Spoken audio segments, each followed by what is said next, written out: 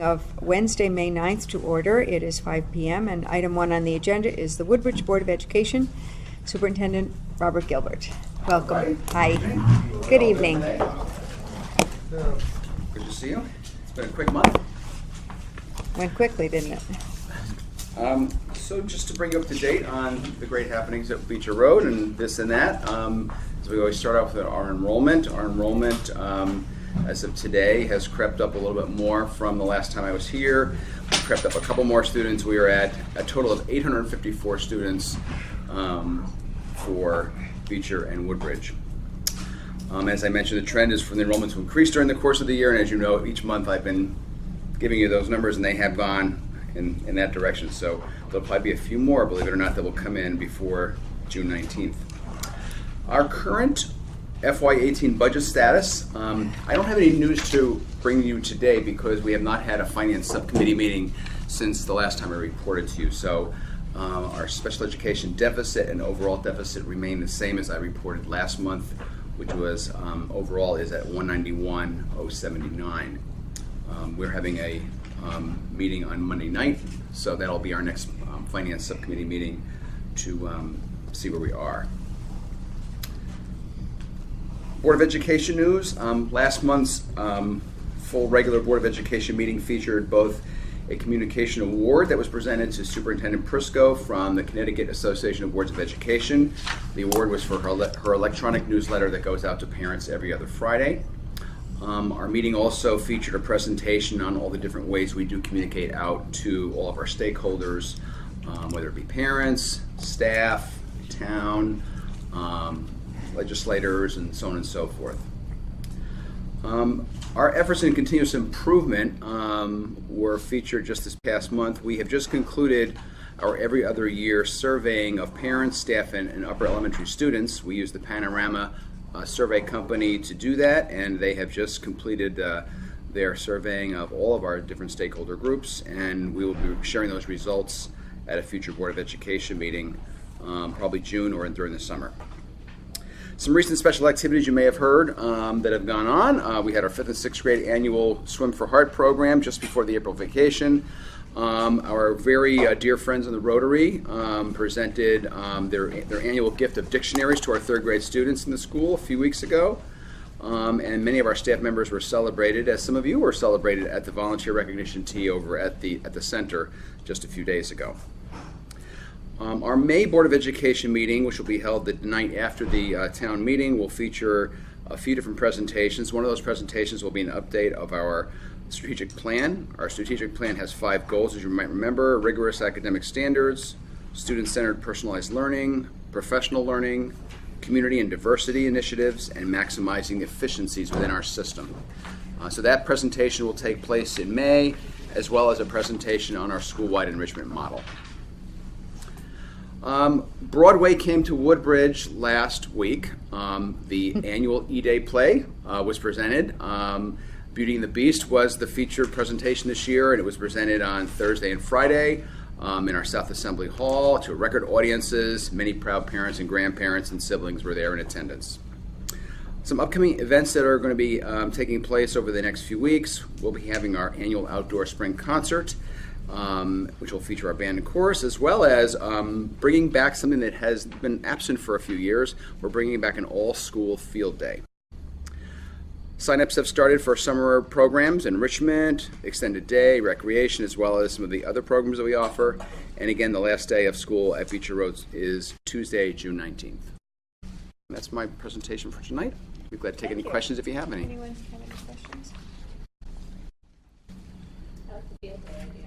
Yeah, there's a lot of excitement around that. It's I hard. remember my kids did that. I think I'm not sure how many years it's been gone, but there's been a lot of excitement Good. about trying to bring it back. It's tough to pull off when you have 850 students.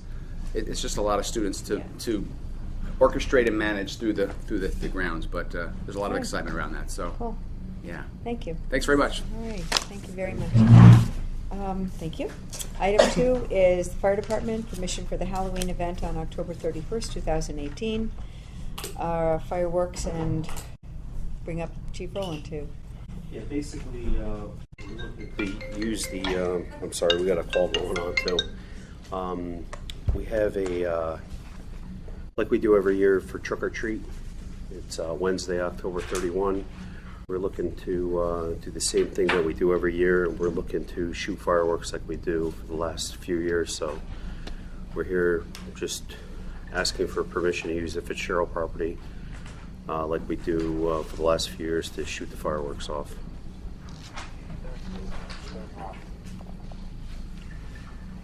Okay. Any anticipated change or anything, Chief? No, it's going to be the same as it's been for the last couple of years. And you close the roads at certain points. You talk with the police department about Yeah, that. the police It's all department actually straight shut Center Road off for right. safety reasons, so people can Right. cross Center Road. Okay. So we don't have to worry about it at night and somebody getting hit. So the road's been closed the last few years. It's basically the same plan. Police department has the plan on what gets shut down when. We put lighting out there, and then the town takes care of closing the Fitzgerald property. I believe it's at 2 o'clock that afternoon, so the fireworks could be set up. Because once we bring the fireworks in and the shells get set up, nobody can be around that at that point. Same permit, same all the licensee, the firework manufacturer gives us a copy of their insurance. So basically, we're all covered. Anybody have any other questions for the chief? Okay. I'd entertain a motion to approve the fireworks at the Fitzgerald property on Wednesday, October 31st, So moved. with the, as described by the chief. So moved. Is there a second? Second. Any other discussion? All in favor?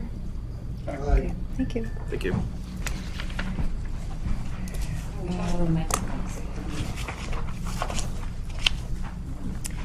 Item 3 is the first Selectmen's report. It's going to be divided in 3 different sections tonight because we have to do an executive session.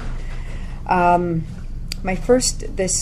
first report, item 3A on your agenda, is an executive session pursuant to section 1-200, parens 6 and parens D and parens, a discussion of proposals for the sale of land at the Country Club of Woodbridge.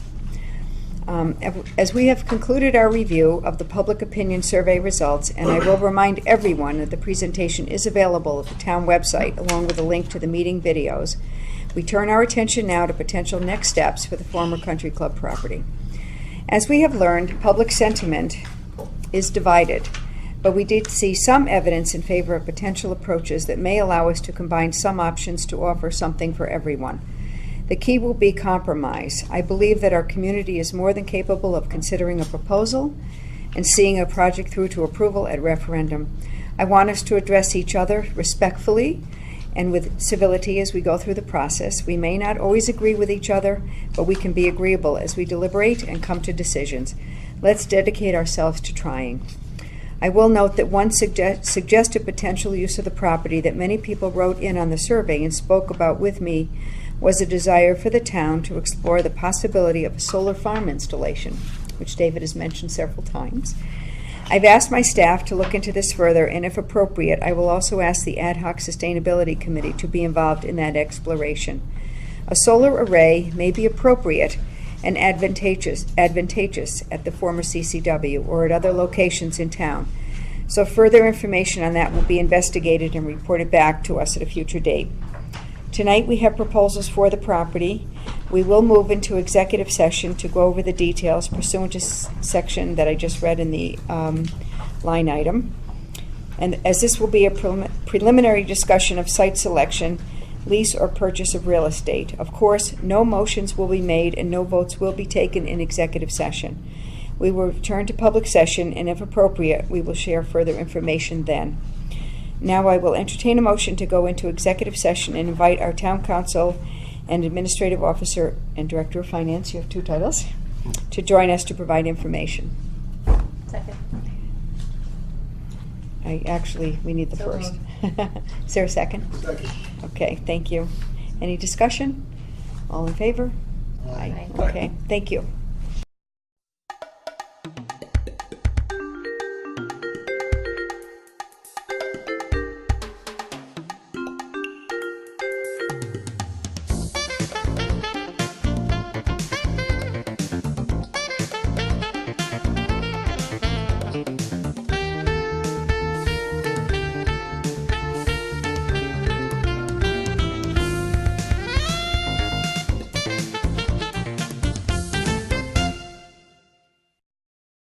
Thank you, everyone, and everyone take a seat. We think we have enough seating for everyone. No one else is out there. Thank you.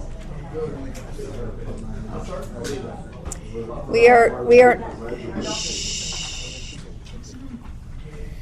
are now out of executive session. I will report that no motions were made nor votes taken in executive session. The board discussed 3 preliminary draft proposals. One purchase was to purchase a piece of the property, approximately 10 acres, with an assisted living facility.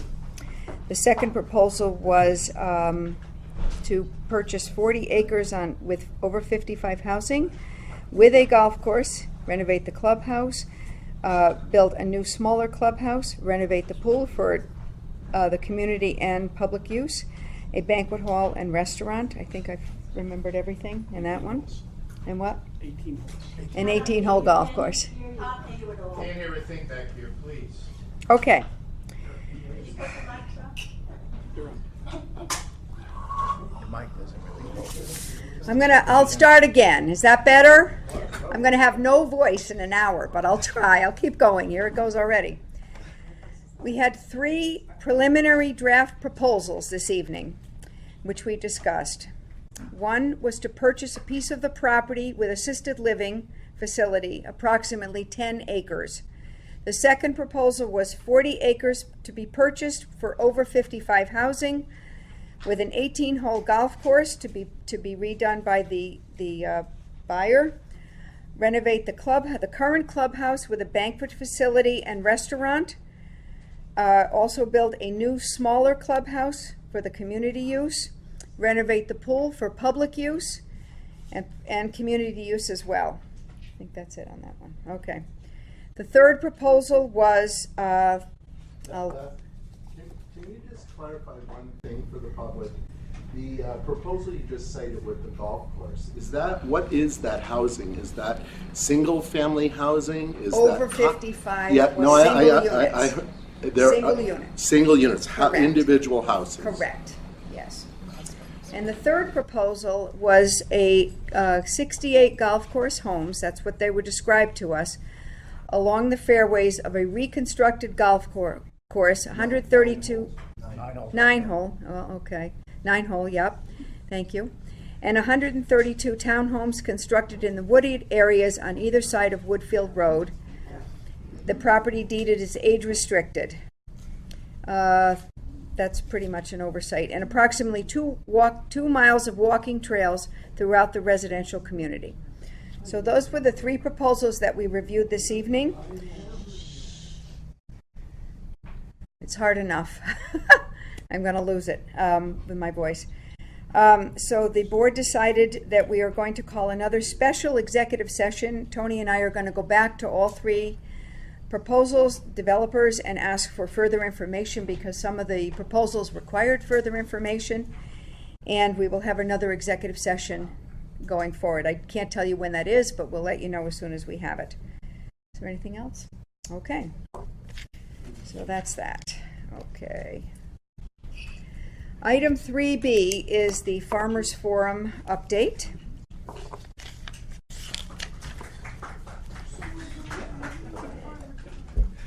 As you may know, we had a very successful Farmers Forum on April 18th. In your packet that was sent out this afternoon is a document recapping the meeting, including a summary of the presentations by the guest speakers, which was written up and submitted to us by Andrea Urbano. And I really want to thank Andrea. She did a fantastic job for all her work on this event as part of the citizens group, as well as an accounting of the brainstorming session where a wealth of ideas were shared on ways the town might be able to support and promote farmers and farms in Woodbridge. There were over 50 people there. It was quite a wonderful evening. There's a great deal of interest on the topic of the town establishing an agricultural commission. So I would suggest that our board of selectmen, it's up to you, refer this to the ordinance commission for their review. And if there is no objection, Mika, of chairman of ordinance, please add this item to the next meeting's agenda. Later on tonight's agenda, we have a report from ordinance where I'm sure we will discuss the scheduling of that. So do we need a motion to do this? Nope. No. Okay. So what's the consensus on that? We will refer to ordinance? Yeah, For you just did it. Right? Okay. All right, everyone agree? Okay. It's on its way to ordinance for a farmer's forum. Thank you. Okay. There's a lot of data in your packet. Okay. Item 3C is a dog park update. Thank you, everyone, for coming out tonight to hear our update. As we discussed at our last meeting, Town Hall staff has been working on research and gathering facts on various location options. In the Selectmen's packets tonight are the following. The dog park location review grid. I will note that as a result of the Selectmen's review of the entire Coupop listing of town-owned properties, one additional parcel was identified for consideration. Thank you, Terry, for bringing that to our attention. Staff has done some additional, what I would call deep dive into the records here at Town Hall, and tonight we have several maps of the locations under consideration. These are here as part of your packet. Then we have also received quite a bit of public comment, emails, a list of phone calls, and also some petition pages. All of these are provided in your packet tonight, and I can assure you that every one was distributed to all members of the Board of Selectmen. There were 2 more that came in after 4 o'clock today. We ran out of Xerox time and paper. We've a lot. But I've read every single one. I want to state for the record here tonight, I remember many years ago, it must have been 2005, 2006, former Selectman Joe Clistro was outside of the polls on a voting day, collecting signatures for a dog park. I believe having a dog park for Woodbridge is long overdue, and I'm proud that this board has unanimously voted to establish a dog park here in town. This is a major accomplishment in itself as the first step. Now the decision on location must also be made by a vote of the Board of Selectmen. And it will be. I want to assure everyone that we will be acting after we have completed our due diligence. This may be taking longer than some may wish, but we must take the proper time to make the best decision on behalf of all the citizens. And we appreciate hearing from you all. I've been told that I'm being too nice sometimes, but I want to say clearly, yeah, that's me. I will continue to be nice to everyone, and I want you to know that this will not interfere with my ability to be decisive and to be strong in my decision making. That is what I was elected to do, and I want to assure everyone I will be doing it my way. Now let's have some discussion. Let's have some discussion by the Selectmen. I would like to hear each of us share our thoughts on these potential locations. So hopefully you guys all had a lot of time. I know stuff was coming in fast and furiously. Hopefully you all got the huge package. Thank you, Sheila and Betsy, for your yeoman's job. Mrs. Shara is out this week, unexpected, but she's fine. Everything's okay. So we've had to rely on staff, and it went, considering, pretty well. You guys did a great job. Thank you. So, Terry, you want to start, or we'll just go around the room and you guys all come up and not come up, just say how you feel.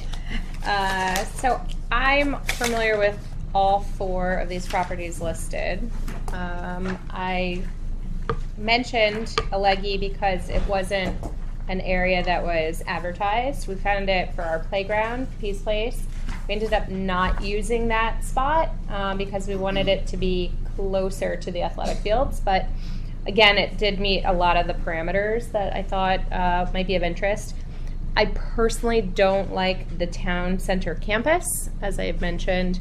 I think that it is just not a desirable spot because of the Amity athletic programs using that path. Anybody who plays tennis, That's this one. I think, knows that it's kind of nice when it's quiet when you're serving. Between the public works and the tennis courts. The one right here, 11 Meeting House, I think. What's the actual address? You think I could read that? Yeah, so the one right behind this building. We're referring to it as the town center campus. Okay. Proposal. And I had also felt that it was just too much of a liability with the number of students walking through that path. The former country club property, I again don't personally feel like this is a good location, just because I feel that it's too remote, and it also would restrict what the town may potentially do with that area long term, because it's still something that we're obviously, as Beth just mentioned, we're deciding. So those are my thoughts. Thank you. Joe? Thank you. I concur with my colleague with, with keep things moving. I thought her idea originally on the Leggy property was outstanding, and we should continue to go. We should continue to go forward. Thank you. My thought is the only options would be, out of the four, would be really the Fitzgerald tract and the Alleghi property. They're very similar in size, and the particulars that Terry brought up as a result of her work on it in the past, with having water, with having access, with being near other recreational areas, so there's people around. All of the elements that were also desirable from the Fitzgerald standpoint remain and are consistent and are also available at this tract. And the fact that this is a new option that seems to address all the particulars, particularly if we keep in mind that the dog park objective is for a dog park objective and getting as much space as possible and as a best place possible. The options are really, in my mind, come down to those two, and I would lean more toward the Allegri because of the parking, because of where it's located, because of the water, because of the shade. The only real downside is that we need more fencing, and that's something that we could take care of with fundraising and things of that nature. So that's where I stand. Okay, thank you. Okay. David? All right, so I think that the former country club of Woodbridge, I would eliminate for a number of reasons. The biggest one is that it ties up that property. Also, I don't think it's large enough, and it is a little bit remote. I looked at the town center campus. I did not think that was appropriate. It's a very unattractive piece of land. It's on many different levels. It's crowded, it's noisy. I wouldn't want to take my dog there, which leaves the Fitzgerald tract and the Alleghi property. I went to the Alleghi property this morning, and I must say it has a lot going for it. It is flat, it has parking, it has water, it has shade, it does not require a lot of site work. It is centrally located. It would be easy for emergency personnel to get there. The Fitzgerald tract, I would be less in favor of because of the various use conflicts and organizational conflicts with that, specifically with the American Chestnut Foundation and the Woodbridge Land Trust, and the real possibility that if that site is selected, they would cut down the trees, and they have the option of taking down their fence, which they may or may not do. So for all those reasons, my recommendation would be the Alleghi property. Joe? Yeah, so everyone's pretty much said it. It comes down to Fitzgerald and Alleghi. Although I wonder why Eldersley is not in consideration. Whether it has all the attributes or not, I don't see it on a grid. It's a little remote. Well, it might be remote, but these also have issues. For instance, Alleghi, which everyone seems to like, and I don't dislike, I like that, but we have hurdles. I just got this today, and it happens to be smack dab in all wetlands. So that's going to be a hurdle. The land trust, well, that's where the diamond goes. So I'm not opposed to that, but you're going to have issues with the diamond. I know that the approval expired and so forth, but you're still going to create a conflict there. And I'm not adverse to the conflict, but that's another issue there on that piece. The piece that Terry brought to our attention is really all wetlands, so I don't know how that's going to shake out. So when we looked at that, and again, this was probably 10 years going back now, the wetlands weren't within the stone wall. I don't know if wetlands they may expand though. It could have changed. If this is accurate, it almost goes right to those containers. So I don't know if this is accurate. I don't know where we got it. Then that might it was just handed to me tonight. But that might be something that would as I look prevent at them it, from that going whole acre-and-a-half pieces is wetlands, essentially. The land trust has a conservation easement. We have to get by that. So I guess my only point is there's challenges to all these So why not put a few more proposals, proposed properties, and grid them out and see? But of these four, you know, definitely Fitzgerald and Alleghi are the only two that really would work in my mind. I also would like to, you know, I don't know the dog park people if they have any plans of what this dog park's going to look like and how you propose your fencing and the small one and the one for the small dogs and the big dog. It might be worth our while to see some plans so that as we're considering properties, it might help us determine, for instance, the town center is 20,000 square feet. That's less than half an acre. I don't know why we're even considering that, because I doubt your plans work on a half-acre piece of property, right? So, to me, why it's here, I don't know. But just for instance, it would help us consider properties if we knew what you guys were really sketching out in your minds, right? And I know that this is going to be all financed by donations and so forth, but it would also be nice for us to know your plans for financing and whether you have a 501(c) set up, how far along you are, because if we approve something, in my mind, just like what I saw tonight on the, for that 90-foot diamond, where the Alleghi piece was approved, there was a time frame involved. I mean, we can't just had approve 48 a months, piece of correct? property, you know, Right. ad infinitum and Raise say, hey, whenever you're ready, put a $250,000. dog park up there. So Right. we have to know that you're, where you are with your plans for financing and all that, in my mind anyway. So to me, whatever detail you could give us on the plans and the 501(c) and the financing would certainly help me decide where to put it. And as I see right now, it could only be Fitzgerald or Alleghi property, with all the attendant challenges to both sites. Okay. Is anyone feeling like we should make a decision tonight on any of these? I think that's premature. Unfortunately, I don't think we can. Okay. So, Based on some of the considerations that we do need to look at. I think right, it'd be- so we could go back and have we could all take our own time and go look at them on our own way, you know, on our own.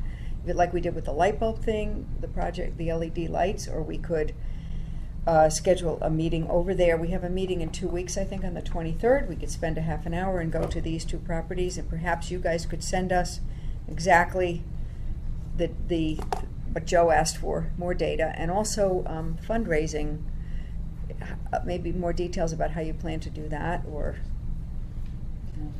You want me to put it this moment for a second? Give it to you, because we have it. Well, no, I'm just saying that we're, as Jerry will tell you, is that we really can't legally fundraise until we have an approved site. No, but you could have a plan. You could- And you could have ideas. Well, we have identified foundations and grants and whatnot, and we also have Okay. obtained, you know, bricks that we would sell. You know, so we have a plan. We have a fundraising committee. So you're not planning on doing a 501? Well, we will. That's one of the things that we talked about. Whether you want us to do it under the umbrella of the town or separate. That's all. I talked to Tony about that, and maybe he could just. Yeah, I prefer it separate. Okay. Right. That's what we're waiting for you to tell us. So, Okay. and so we've talked to an accountant and lawyers and whatnot, and we're prepared to get going. We just don't want to overstep and do the wrong thing at the wrong time. So, Well, given, and we I did draw a think- detailed map out for the orchard because we knew the shape and we had the exact dimensions. Okay. If Well, it's another site. I would suggest you get off of that. Because it may or may not No, well, I go, mean, but get just a general, in other words, if it wasn't there, just assume it Oh, yeah. wasn't there. yeah. What would your wish be for a setup for the dog Well, park? we've got that. Because if we have to go to another piece, Sure. we have to find Yeah, out which it can piece will be accommodate that. Bent so. and angled. Right, It doesn't so- have In to other be. words, do a generic, what it's gonna look like. Well, that would be my and then we'll suggestion, figure out what a you spot think you to guys, lay it on. what Is that optimally what you you're would saying, like Joe? on that one half. Yeah. I think you've said 1.5 acres, right? Or- Generally, the so- American Kennel Club suggests a minimum of an acre because you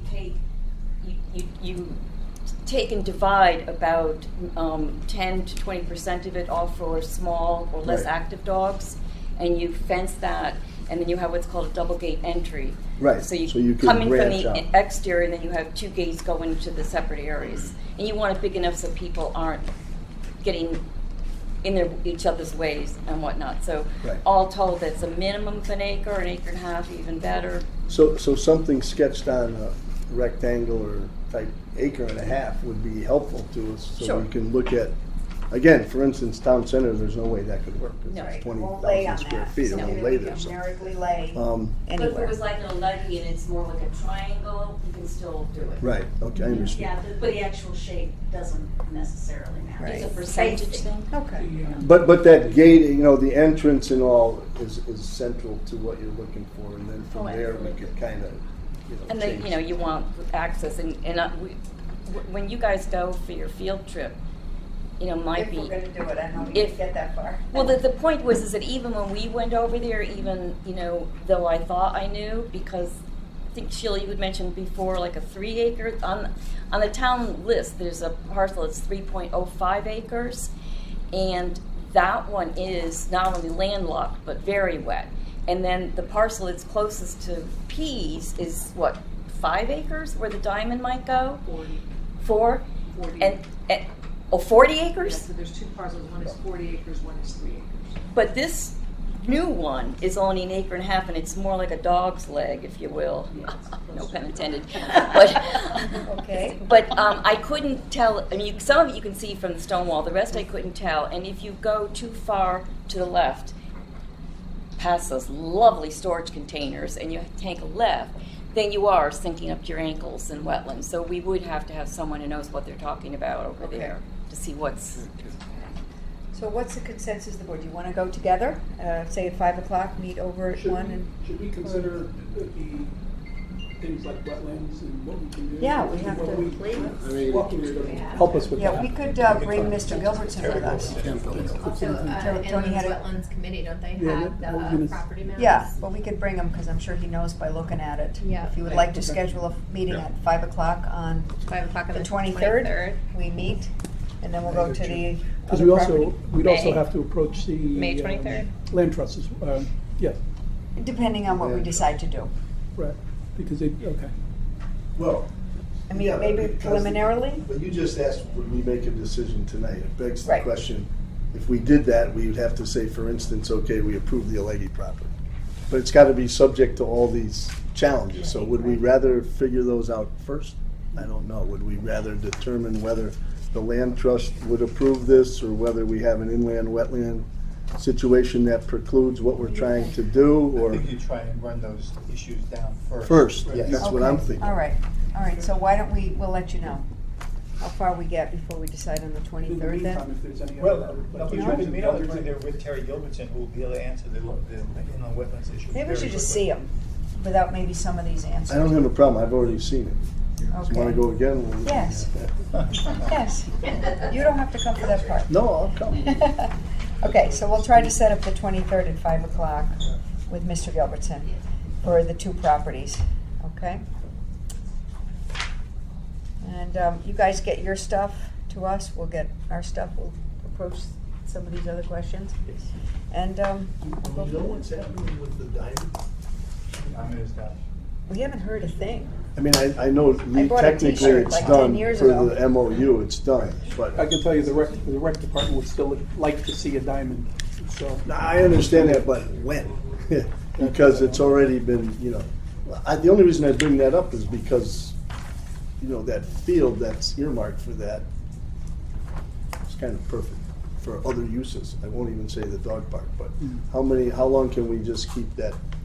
I don't think Meadow I sitting don't there. think we're keeping it for anything. I think if somebody came up with another use, they only had 4 years to do their Well, then plan. why wouldn't that be on this?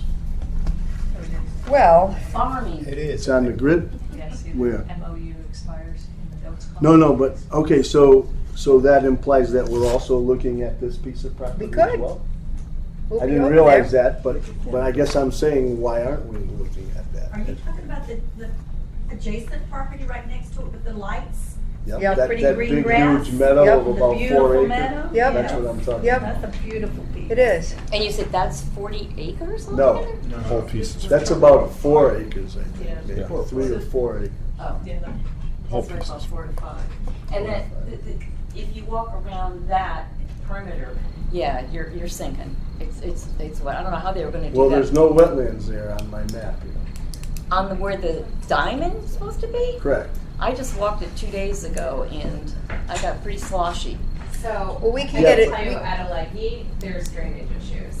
We had to put in, Adam Parsons will know the curtain drain. I don't know. There are all kinds of drains that I had to learn about. It's wet. Okay. The nice thing is, So it may the not grass be- always looks green. It's beautiful. It's You don't have to beautiful. water it. It's beautiful. Unlike my yard.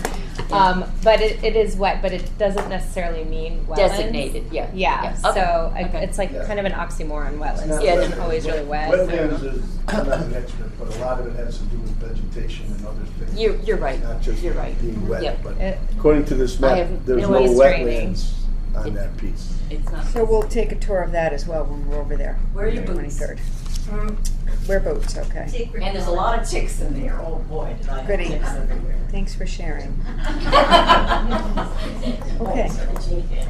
So, anything else on that? There's also a grass area behind what we're talking about. The wet area, you're right. I saw Well, the that as well. wetlands encroach, but there's, Yeah. it looks to be about a 2-acre Yep. meadow in the back there. Mhm. Now, it's pretty Yeah. close to a couple houses. so- Yeah.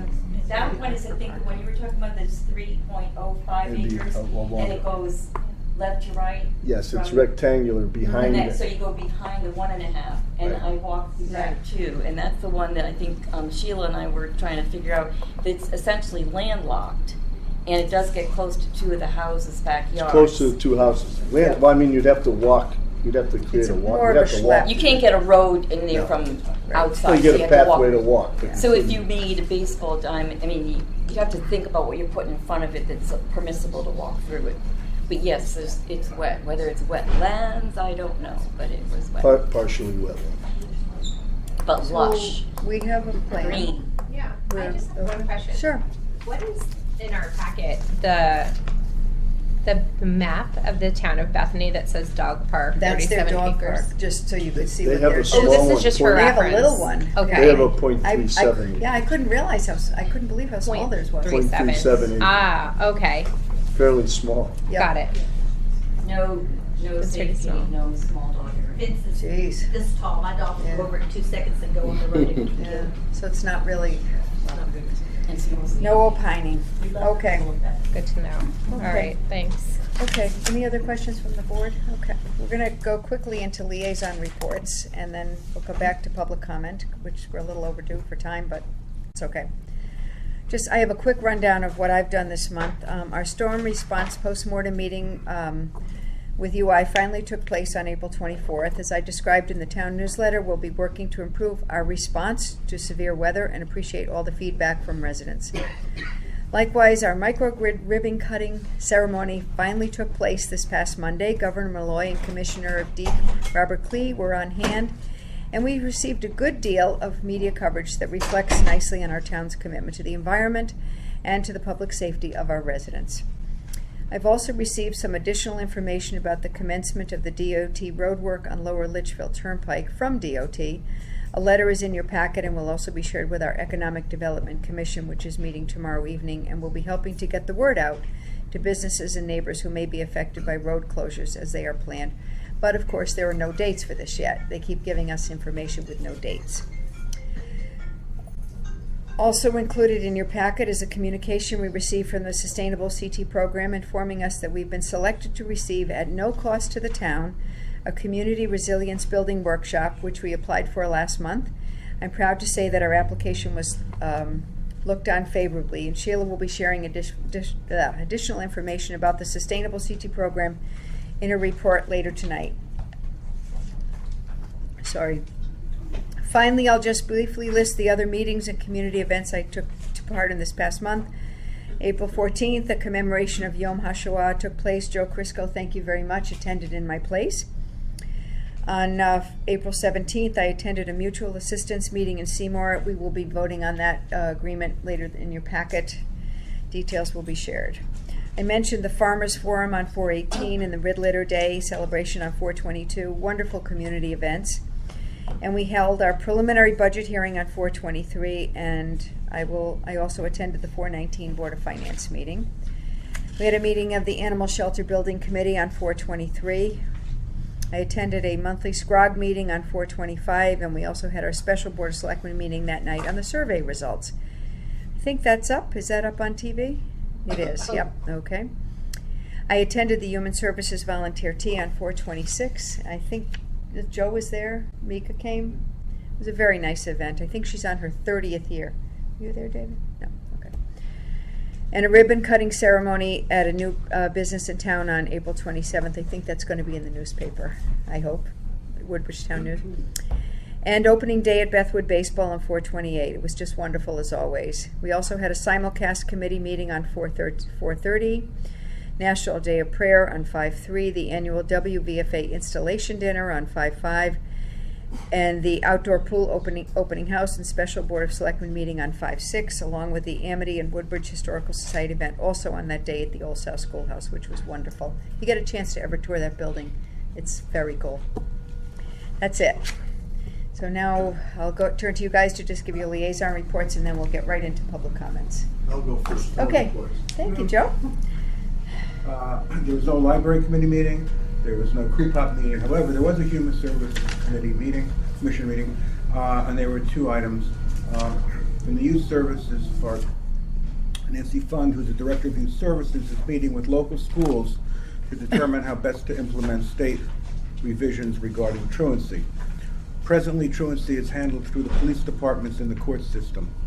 The goal would be to refer to an area juvenile review board, which would recommend family counseling, therapy, or individual counseling services. She envisions cooperation among the 3 Amity system towns and will seek assistance through the Connecticut Youth Services Association. The Senior Center is strongly considering revising its Senior Center Nutritious Meal Program. Right now, the town is subsidizing each senior meal at a rate of $8 per meal, while the diner pays $3 for a total cost of $11 a meal.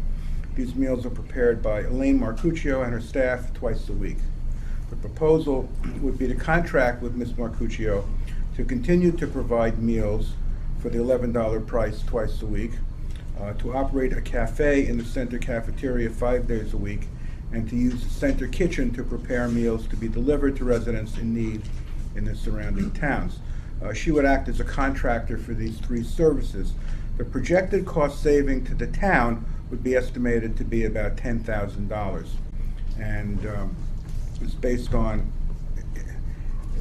savings on the cost of the food and the savings on the personnel and her contractual agreement to do it a lot cheaper. And there will also be additional savings on insurance and payroll tax because she will take care of that with her employees.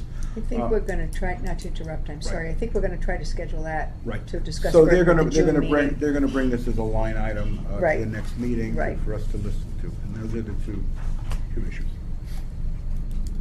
That's it. Done. Yep. Okay. Terry?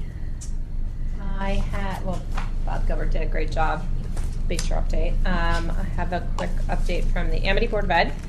The budget, as everybody knows, was last night, and it passed. It actually had the largest percentage of yes votes, so that was exciting. And then the ad hoc school safety committee met on May 7th and acted to request at least 2 estimates for a comprehensive security assessment for consideration. That's going to go to the Amity Finance Committee and then the Amity Board of Ed at their next meetings. Joe? Thank you. Attended 2 meetings, one Town Plan and Zoning and the Illinois Police Commission. In regards to the Town Plan and Zoning Commission meeting, to summarize, approval was given to the New England Brewing Company on 175 Amity Road to have a seasonal outdoor dining area. It would be only for beer and no sound, and there will be a public hearing in June on it. There was a considerable amount of time spent by the architect on the renovation of the former firehouse. He spoke specifically about plans for the first floor where they would store the old fire engine. There'll be an exercise room, and they call a flex room, and as we discussed before, on the second floor, Amity High School will be using it for special education for about 15 students. The final design was approved, and the commission will go to a public hearing next month in June. In regards to the update on zoning regulations, the commission continues its goal to protect the present zoning in town, but to try to find creative ways for more retail space. And when they finalize the plan, there will be a public hearing. And in regards to the Town of Woodbridge Board of Police Commission, there was two areas. One was on the Woodbridge Traffic Authority. There will be a request to the state for preliminary traffic study for a three-way stop sign at the intersection of Rimmon Road and Fountain Street, and that will come later.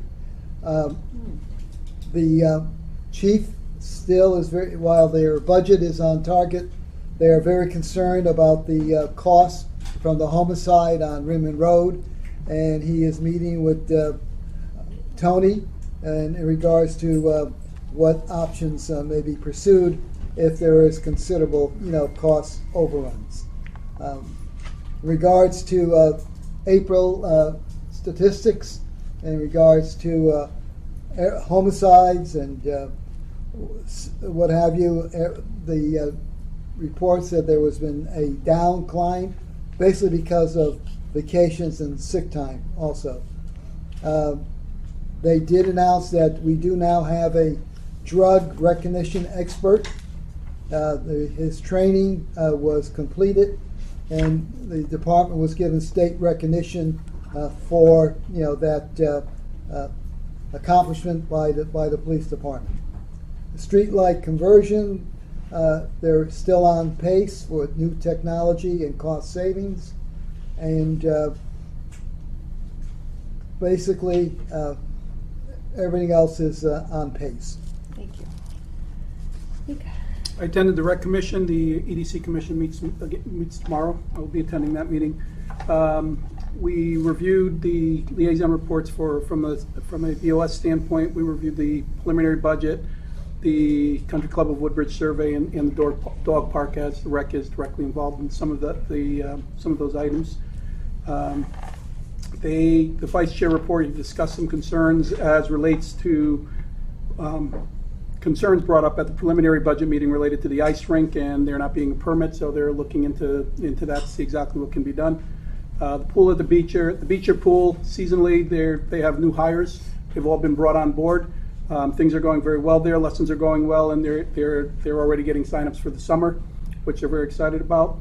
As far as the outdoor pool is concerned, they held two open houses. At the time of the meeting, we had only held one, and there was a steady stream of people. They signed up. They had, at that point, after the first open house, approximately 35 memberships at that point in time, and that was before the second open house. I don't have the specific numbers as to that. The commission had approved the extension of free locker promo to anyone who signed up, so that they can extend that to the second open house. They also voted. They recognized Dave specifically for the work and the effort that he put in cleaning up and preparing that area specifically for the open house. And in light of a lot of what he's done, what his responsibilities are, they voted to give him the title of Recreation Senior Supervisor. It doesn't change anything in regard to his overall responsibilities, but they did vote to give him that title. They did also ask if there was a way, if our board had a preference or they were interested in knowing if they should indeed provide any input as to anything they might want to do at the Country Club of Woodbridge property as relates to rec, and when and if that would be appropriate, how they should present that, so that they can start to put together proposals or at least ideas in terms of what can be used there. In light of what we learned tonight, I'll bring that back and let them know that there's some consideration. Sure. The fitness center enrollment is down. The outdoor facilities are in good shape for the spring. Tennis courts are being used significantly. They're painting pickleball lines onto the tennis courts. That motion was passed. And right now they have for programs going forward, they've got the second highest sign up that they've ever had, and since they've been doing this. So it seems as if people are really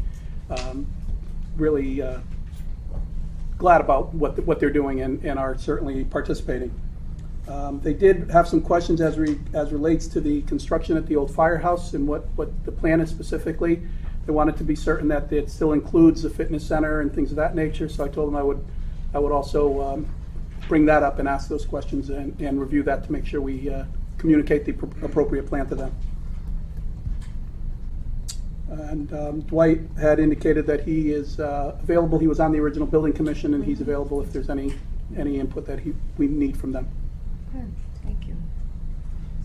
That's about it. Okay. Thank you very much. That's it for liaison reports. We'll now move to public comment. I would like to preface this by again reminding everyone that our opinions may vary on the dog park and other matters, but we should try to keep in mind that while we may not all agree, we are all advocating for what we believe is best for our town. Because our agenda is very full tonight, we will limit comment to no more than 2 minutes, please. And do not feel you have to go on that long. If you can make a shorter statement sometimes, that's more powerful. If several of you are in agreement and would like to have one person make a summary statement for your group, I would ask that you sign the sheet that indicates your support of the statement being made. Again, please remember we all have the correspondence and the petition pages here, so you do not need to repeat these statements. To help us keep on track, we'll have a timer and an audible chime. When 2 minutes are up, we'll see how that works. Sheila, you can please demonstrate for that. When you hear the sound, try to wrap it up. How does that sound? Pretty nice? Okay. Okay, with that, we'll begin public comment. Oh, you want to read them? Sure. Okay, thank you. Mary Beth Wormer.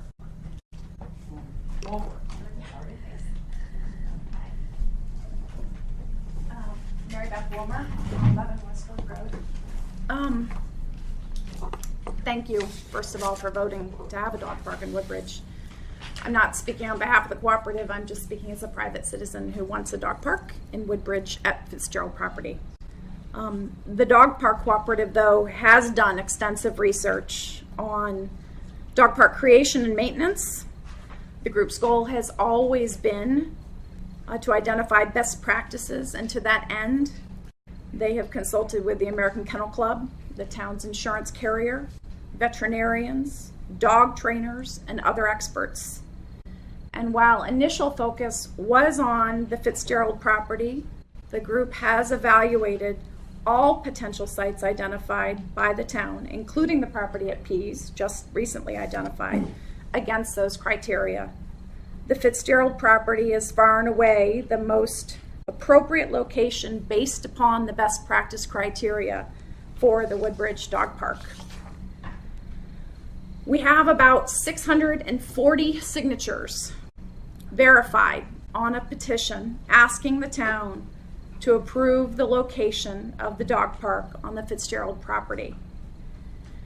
The more time we have, the more signatures we will get.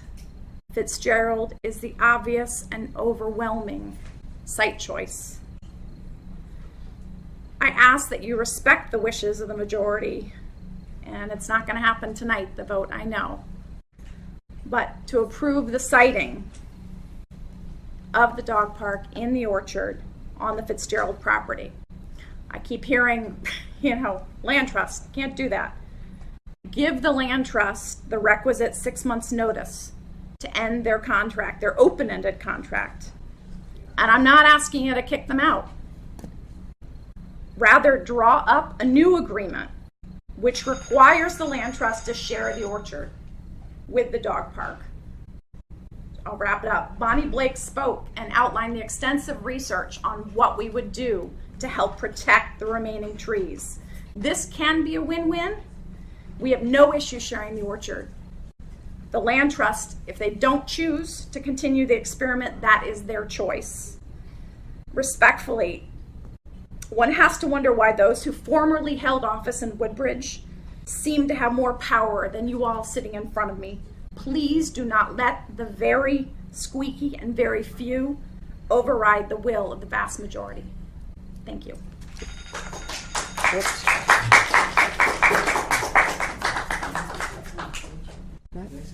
Yeah, you're the board of selectmen, of course, you can say Well, I anything. never usually count. I know, But in this instance. I know, okay, sure. It might be helpful for us, rather than to just hear that the cooperative has done extensive research and plotted these sites against the data they have from the American Kennel Club. It's great to hear that. Would you like to share that with us?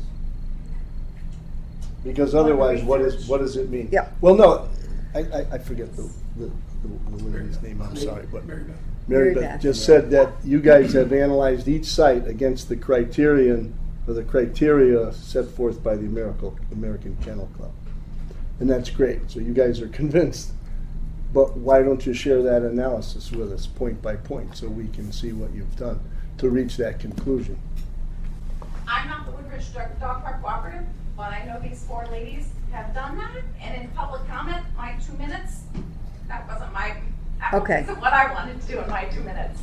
I am sure they'd be willing to share that with you. Yeah, I'm not putting you on the spot. It's just a suggestion. If you're gonna mention it, it might serve your purpose, and it might help us if we saw that. When we speak, we'll do that. Well, I don't think you can do that in 2 minutes. Yeah, I don't think No. you're gonna outline that. No. in 2 Yeah. minutes, So I would Okay. presume if you've done that, Okay. you've put enough said. So they'll send it. It was done in past proposals several Sure. times, but we will try to summarize it. Thank you. It has been done. Okay. Next. Michael Broderick. She read your name right. She did. That was much better than last time. Mildred, oh my Mildred. God, sorry. Been called a lot of things, but never Mildred. So, no, I've done it. Anyways, I'm Michael Broderick, 5 Oldstall Road and 1746 Litchfield Turnpike, where the Woodbridge Veterinary Hospital is. I am the only dog veterinary practice in the town of Woodbridge. And so I see the vast need, and I'm so happy you guys approved it. I don't want to waste my time there. The reason that I think Fitzgerald is the best is that it answers, and it's as far as a site, it has so many of the things in place already. It has the parking. It has the dogs there. And I know everybody on this board actually quite well. You're either my neighbors, my clients, or friends. And I want to really emphasize to you that, and I'm respectful, by the way, of the people who don't support it, because I understand the whole idea of wanting the tranquility. But what I'd like you guys to do, if you guys want to do your site work and you really want to know what a dog park is about, visit a couple that are, if you haven't already, like in Hamden, and you will see that they are not noisy areas. They are not areas that are disturbing people. The Hamden one is right next to the baseball field or across the road, and it coexists very nicely. There's not a lot of noise from it. And I think, what we also really want with this is a place of socialization, not just for the animals, which is, something that we really desperately need, but for the people. The people are already there. So there's not going to be a huge change in use. And a matter of fact, I actually will argue that it will make Fitzgerald a quieter, more tranquil place, because we won't have people letting their dogs off in the lower hayfields where they shouldn't be already. They will be confined in a safe, well-run, and believe me, I know the people of Woodbridge so well, having lived here for 42 years. I can't even believe it. And we have good canine citizens and really smart owners. So it's not going to be a place that is a disturbance to the tract, which a lot of people fear. And I really want to emphasize that in pushing for Fitzgerald. It just makes the dog park easier to construct. It will be a nicer thing, and it's not going to change the flavor or the atmosphere of Fitzgerald. I am very sensitive to the criticisms of not having that happen. I don't want to see that happen either. I love that track myself. And it is a unique thing, but that's why I can support it, because I don't think it will, because I just know what dog parks are about. It will just make it more organized and nicer for the dogs that are in that area already. Thank you very much.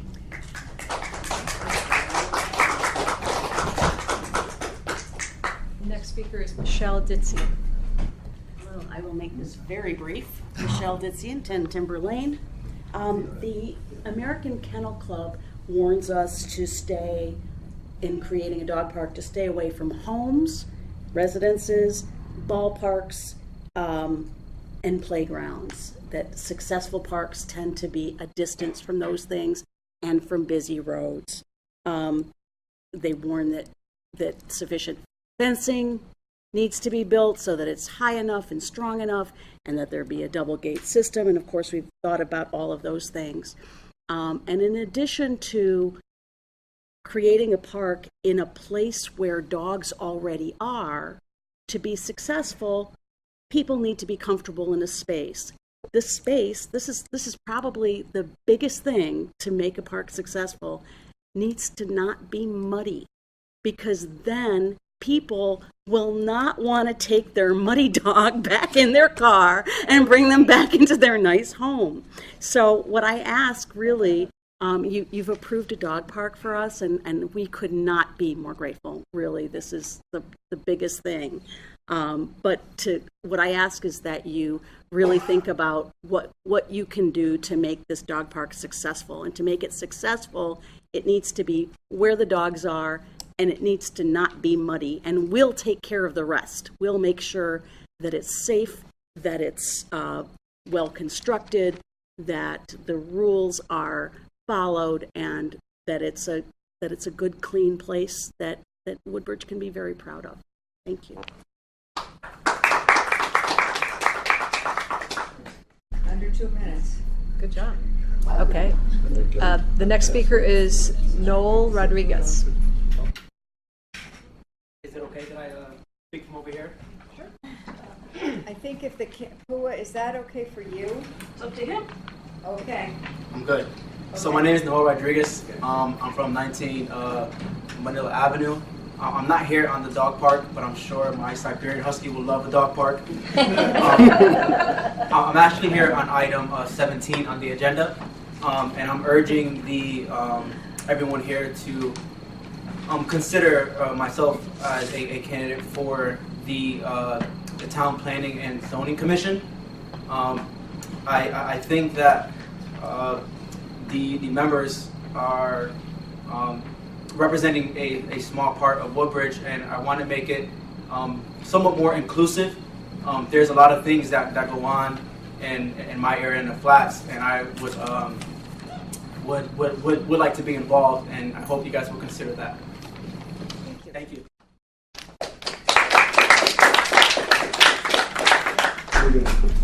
Okay, next we have Paul DeCoster. No, I'm not.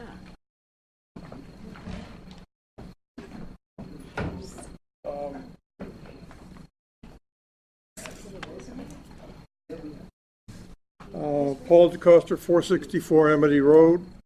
I was here to talk about the Farmers Forum, but I understand that you've already taken care of that matter because it's going to the Ordinance Committee, which is fine.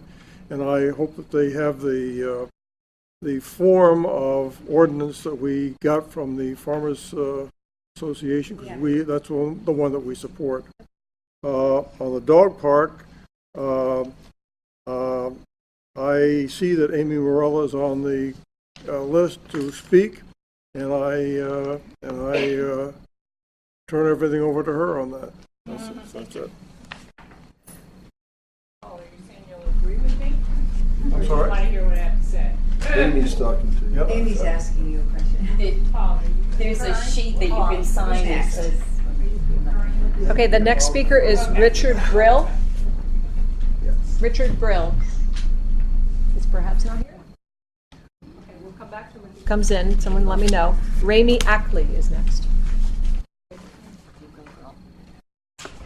Well, I just want to say that I live at 20 Seymour Road, which is very busy, and I really need that dog park soon.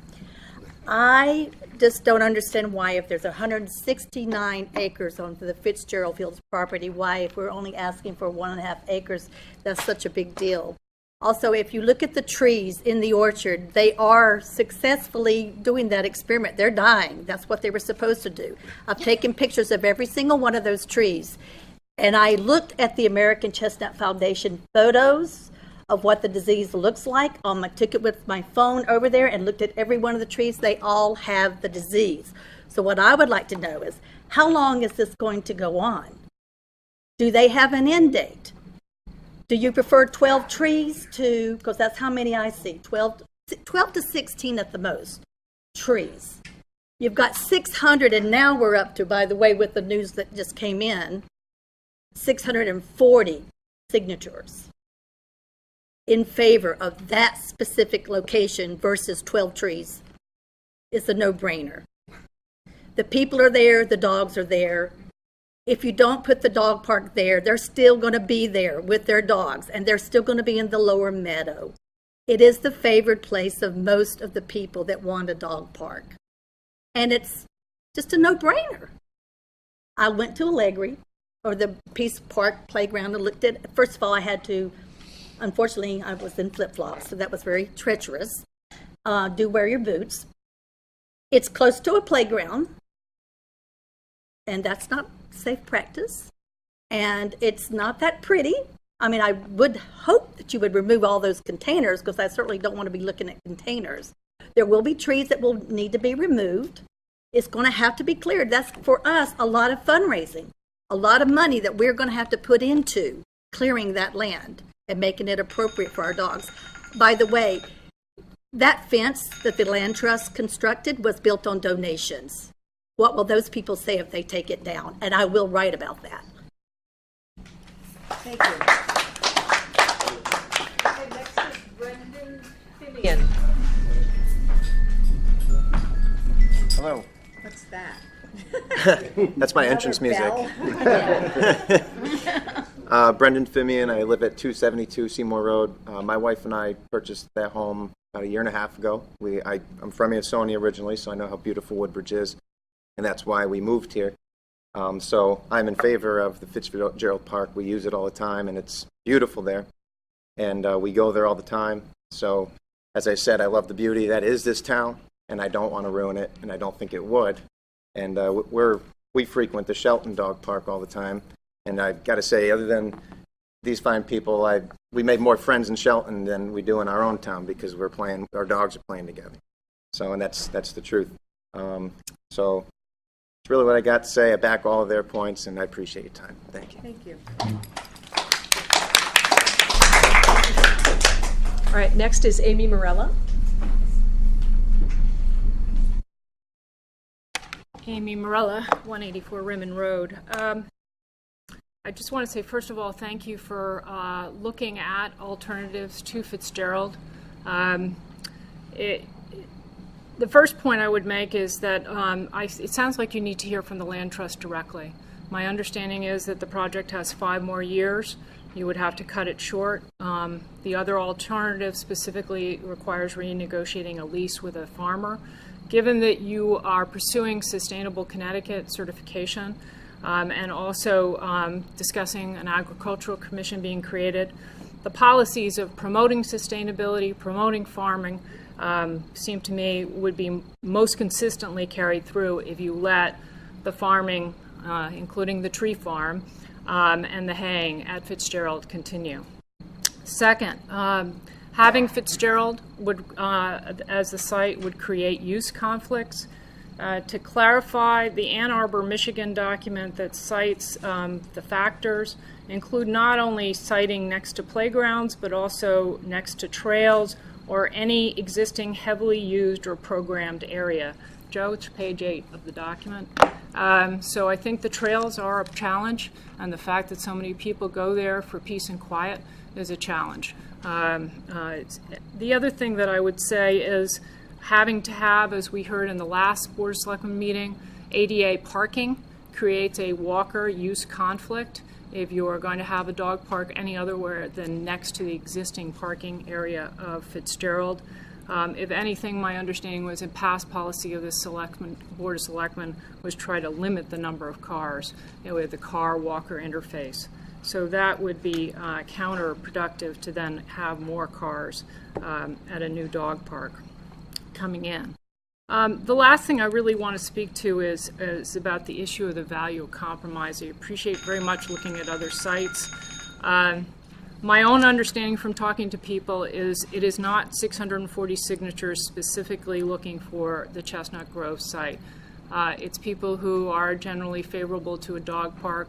If you look at our list, let me say some of the people I do definitely want a dog park. Some of them are right here. They want them where they want it. But if you look at the two petitions, you'll find there are some people who have signed both.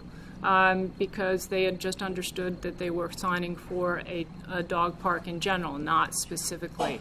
One gentleman signed the petition and he said, but not in the Chestnut Grove. So I think there's less conflict in this town than these two competing petitions would indicate, and I would hope that we can find an alternative site where there wouldn't be conflict. So thank you very much. We'll get you some more petitions if that's what it takes. Thank you. Thank you. Okay, and the last person who's signed up is Bonnie Blake. Make sure we eliminated one person who said, but not in the Chestnut. Oh, yeah, that's part of my letter.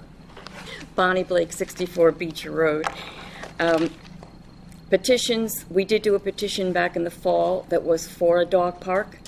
And then when the dog park was approved, we started a new petition, and it very clearly states that it's specific to Fitzgerald after we had several public meetings where anyone was invited to attend, and it was unanimously voted that people wanted Fitzgerald. They wanted to focus on there. We reviewed all the other sites. There was one fellow who did say, Michelle can tell you, say not in the orchard, and his name was eliminated, not counted. So it was, I believe, him and his wife.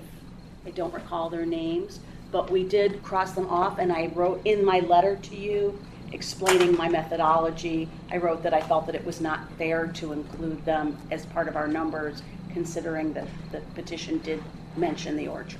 You can see our petition online and what it says at the top, or I'll give you a picture. 2 minutes. All right. So, okay. So the petition, I'm confident about that. ADA compliance, the best place to address that is Fitzgerald. I am really sure that no one in this town is going to go against allowing 2 handicapped spots close to the park. I'm sure that would not be a very community-minded thing to do, and as we heard before, it's not onerous. As far as the farming and haying and so forth, 139 acres. Every field there is now under a farm lease, so no one's taking any farming away. I think 139 acres, we can certainly take an acre and a half to use for dog park, since the majority of users of Fitzgerald are dog walkers. If you look 365 days a year, 7 days a week, dog walkers outnumber any other usage. And short of banning them, they ain't going away. And if you move the dog park to another location, the people are still going to go to Fitzgerald with their dogs, and they're going to be pulling on the leash, zigzagging in front of joggers, or going off leash in the meadow. So let's get them behind a fence where they can be contained, and they are not going to bother any walkers. The modern dog parks, by the way, as opposed to the old ones, they are purposely building them with hiking trails and walking trails around them. So it's not just a one-off. You don't just drive there and go to the dog park like Bethany, no one's in there, and what do you do? So if the dog park wasn't at Fitzgerald, I think I just heard you say that people wouldn't go to the other site, wherever that might be. It's not a threat, it's a reality. I'm just trying to understand. That's the position. Because there's, no, it's not a position. It's a human nature. They're so used to going there for decades that you're not going to change behavior overnight. That's where they're comfortable. That's where they see their friends. That's where they know that they're safe. Like one elderly said and listened to me, because I can't be anywhere alone. If I fall, I have to know that someone's going to be there for me. So if you have that behavior and so ingrained, and you move the dog park somewhere else, you're still going to have a large number of people at Fitzgerald. I can't change behavior overnight. Well, I respect your opinion on that. I'm not sure I follow the logic or your ability to tell me or anybody else what people are going to do. But I did ask them. But I will challenge another thing where you said the best place to put 2 handicapped ADA spaces is over there at Fitzgerald. Why is that any better than the Alleghi property?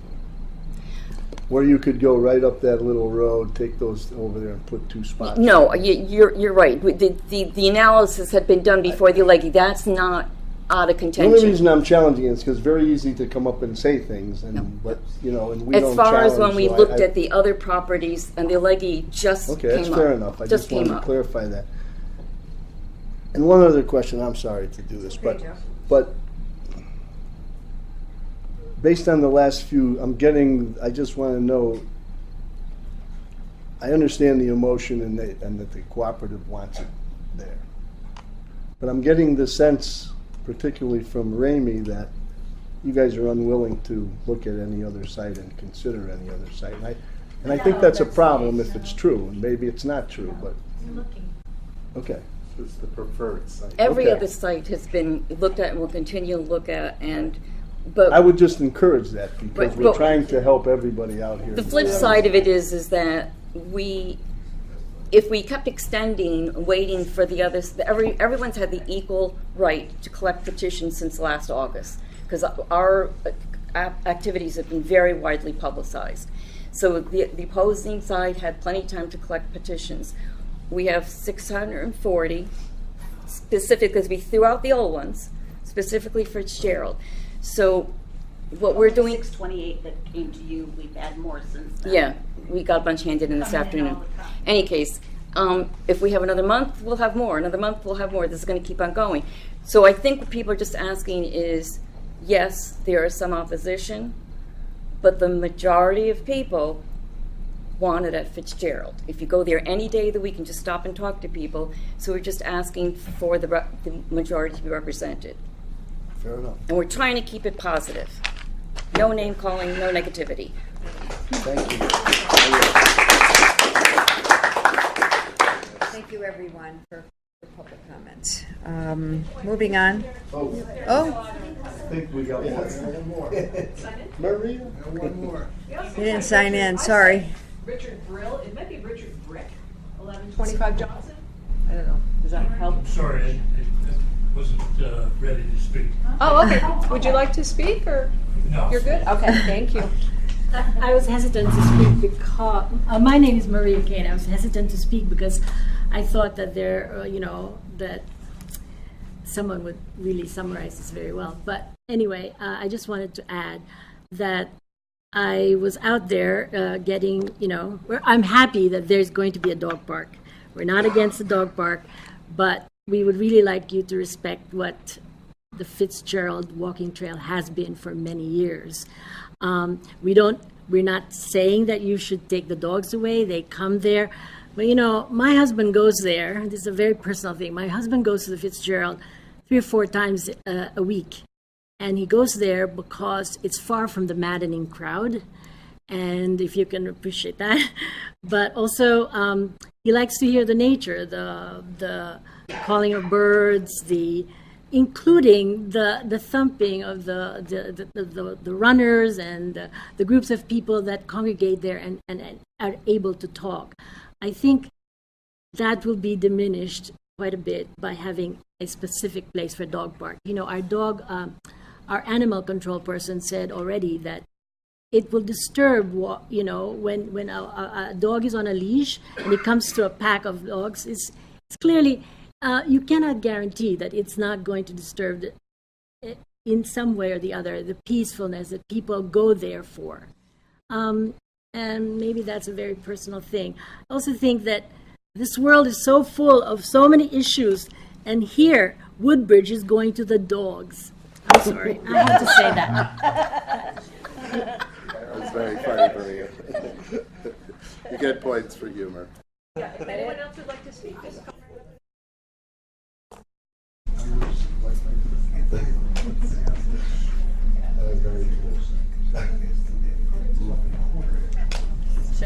Sure, go right ahead. This is Sharon DeCap. Hi, I'm Sharon DeCap. Well, I have Fitzgerald's property is dear to me, and I enjoy it a great deal. And I've actually put a fair amount of energy, as well as Amy, to help beautify it because we make our gardens be as nice as they can for everybody. And I love the fact that the dogs and everyone is there. I think my two main concerns is, the fence that's there for the chestnut looks kind of aesthetic and fits in with the general feeling. I think I've understood, and I don't know if it's true, that there need to be a different fence and a chain link fence. And to me, that sort of downgrades the whole kind of milieu of the environment. And I'd be very sad about that, because it all of a sudden makes it kind of, like a playground more than an aesthetically a sanctuary. And the other thing is the parking. I know there's wetlands right there, and more paved, designated spots that sort of keep reminding you of man and function and the society versus a little time to just have a little respite from all that would, intrude on another 1/8 of it. Now, that's not a huge amount, but if there'd be a way that wouldn't intrude, that would be, first of all, I guess I'd rather it not be there, but if it did, I'd like that not to be an intrusive aspect of it. And I know that I don't necessarily speak for the people who own dogs, but sometimes variety is nice. Like, we'd love people walking their dogs. Maybe it would be fun to go to a different place. To only go to one place with your dog seems a little limiting, and having another option might not be all bad. So those are my comments, and thank you. Sharon Lipson, yes. I'm going to change the topic if I might. Came to listen. I'm just, and please bear with me, the three options that were presented during your executive session, the 10 acres, the 40 acres, and then the 68 golf course homes. What's the next step that the board is going to be doing in terms of the survey, which I could probably speak 3 hours on? What do you see as the next thing that's going to be happening in terms of trying to develop some kind of scheme that can be presented before a referendum? Or is it your idea that we had these three things presented, we're going to discuss them further, and then present these three things to the town for a referendum? I'm kind of confused. We've gotten that far yet.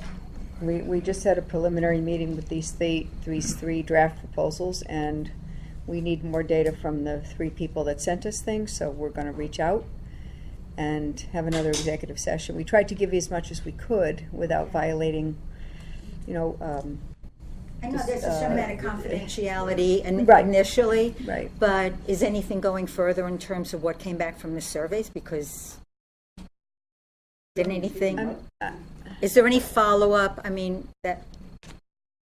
follow-up vis-a-vis the surveys? You spend time and money, and it came in and it seems like it's a mixed bag. There was nothing We did decisive. spend money for the mailing, that was it, yeah. I'm We sorry? didn't spend money, we spent money to mail the survey, we didn't spend money to analyze the survey, Correct, which was okay. good. Tried to save money that way. So I think we took the survey, we had a meeting, took our, got the feedback from the folks that were there.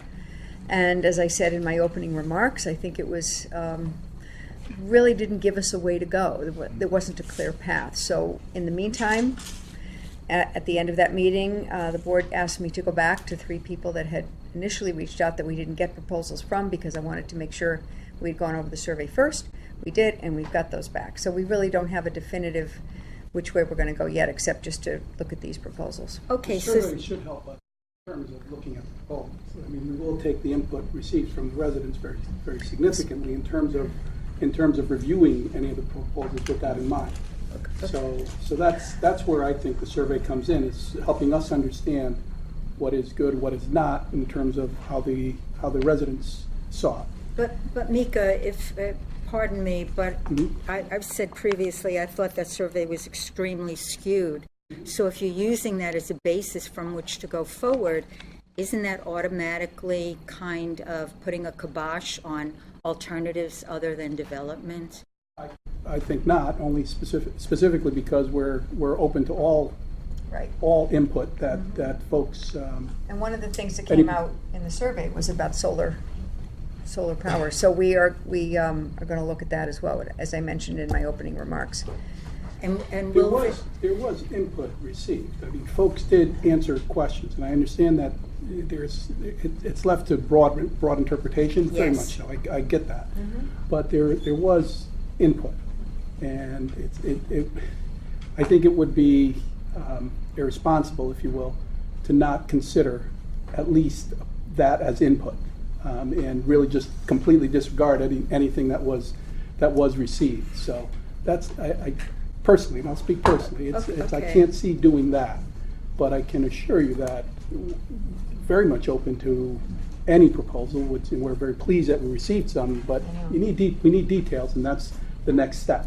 The next step would be to really flesh things out, to understand them, to see exactly whether they are consistent with what we feel and what the town has said in the past, and what we feel the town would like going forward.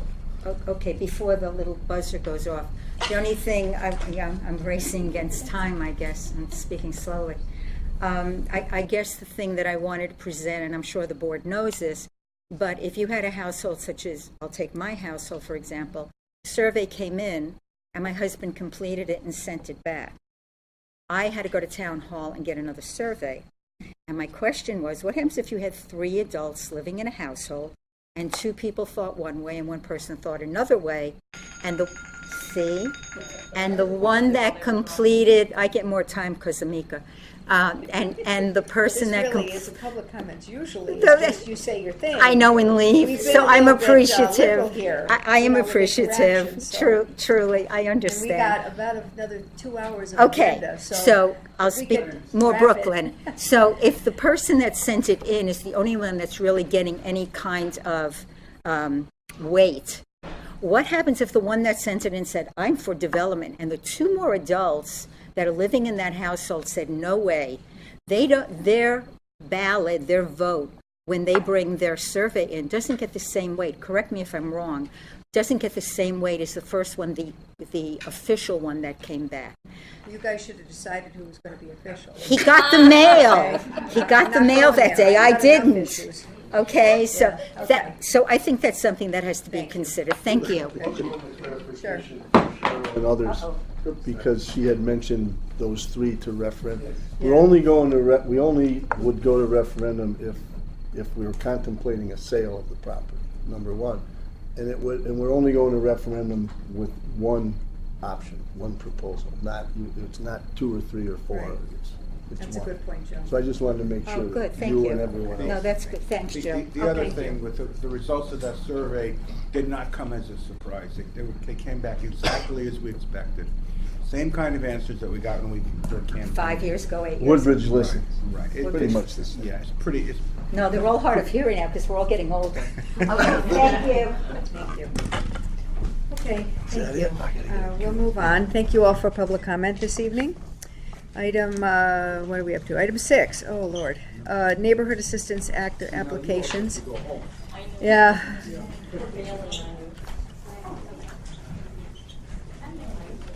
In your pack, if you guys would just do me a favor and go out in the hallway to keep talking and close the door because we have a lot of business. Thank you. We have to. What's this stuff?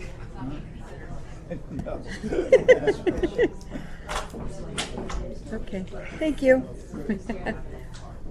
Sheila's shuffling everybody out. Thank you.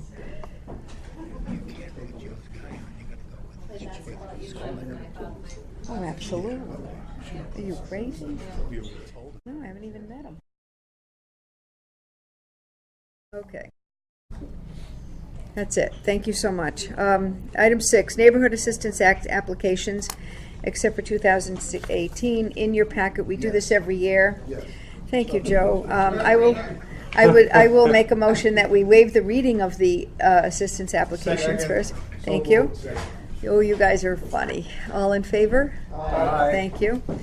And we will schedule it for public hearing for June 13th. I will make a motion that we schedule these items for public hearing for June 13th, 2018. Second.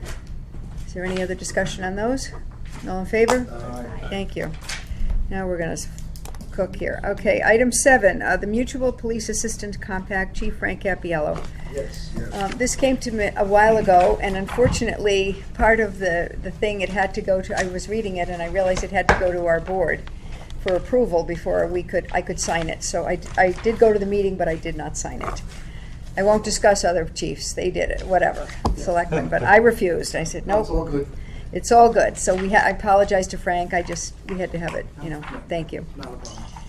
So over the past several months, I've been meeting and working together with the chiefs from some of the neighboring towns, Orange, Seymour, Ansonia, and Derby PDs, and we're trying to create an agreement to allow our 5 departments to work closely together and to pretty much just share resources.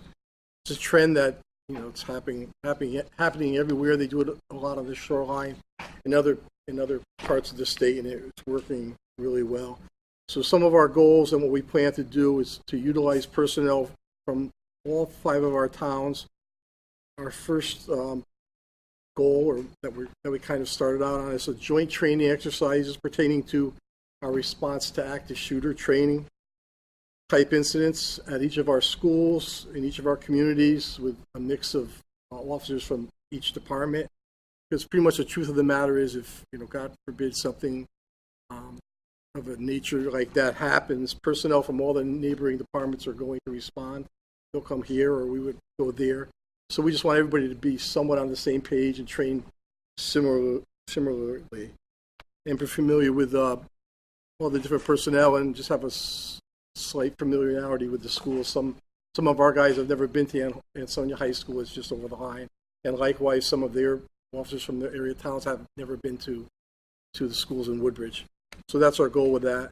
We also want to conduct combined traffic safety enforcement details, promote highway safety initiatives in each of our communities, like the click it or ticket, DUI enforcement around the holidays, distracted driving, speed awareness. And we want to develop a regional team of accident reconstructionists. We have 1 now. We used to have 2 or 3 more. It's really intense training. Fortunately, all of our communities, we don't need to call them out very often. But when we do, it's always, the most inopportune time. Our guy's away. Somebody else doesn't have one. So it makes more sense just to make it more of a regional effort. And when someone needs assistance, we would all work together. And the regionalization concept right now with the highway safety grants, all that the funding that's available for equipment and training and enforcement, the funding's more readily accessible and available to us as a region rather than the state giving out individual towns. And we're also looking in the future to have our detective bureaus be able to share resources. If we say we're having a rash of burglaries and we want to do, like, say, surveillance and use undercover or soft cars, we could call those amongst our 5 towns and say, does anybody have anybody available? And maybe, Friday we'll all go out in an undercover car from your town and our town and be able to get the job done. So the long and short of it is that all 5 of our departments are similar in size. We all work closely together, and like everyone, we're all strapped for resources, manpower, and specialized units. As Beth has said, we've met recently with the CEOs and first selectmen of all the towns, with the police chiefs, and prior to that, all the chiefs have been meeting, all our training coordinators have been meeting, and the heads of our detective bureaus have been meeting.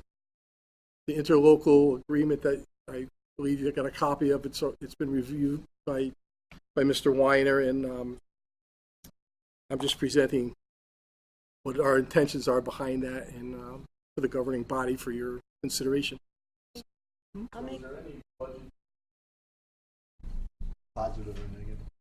But we, as I understand it, no, correct, we would assume our costs. Yes, we would assume our costs, and if they came, they would assume their costs, and everything is kind of voluntary. So if we don't have anybody to send, we wouldn't send.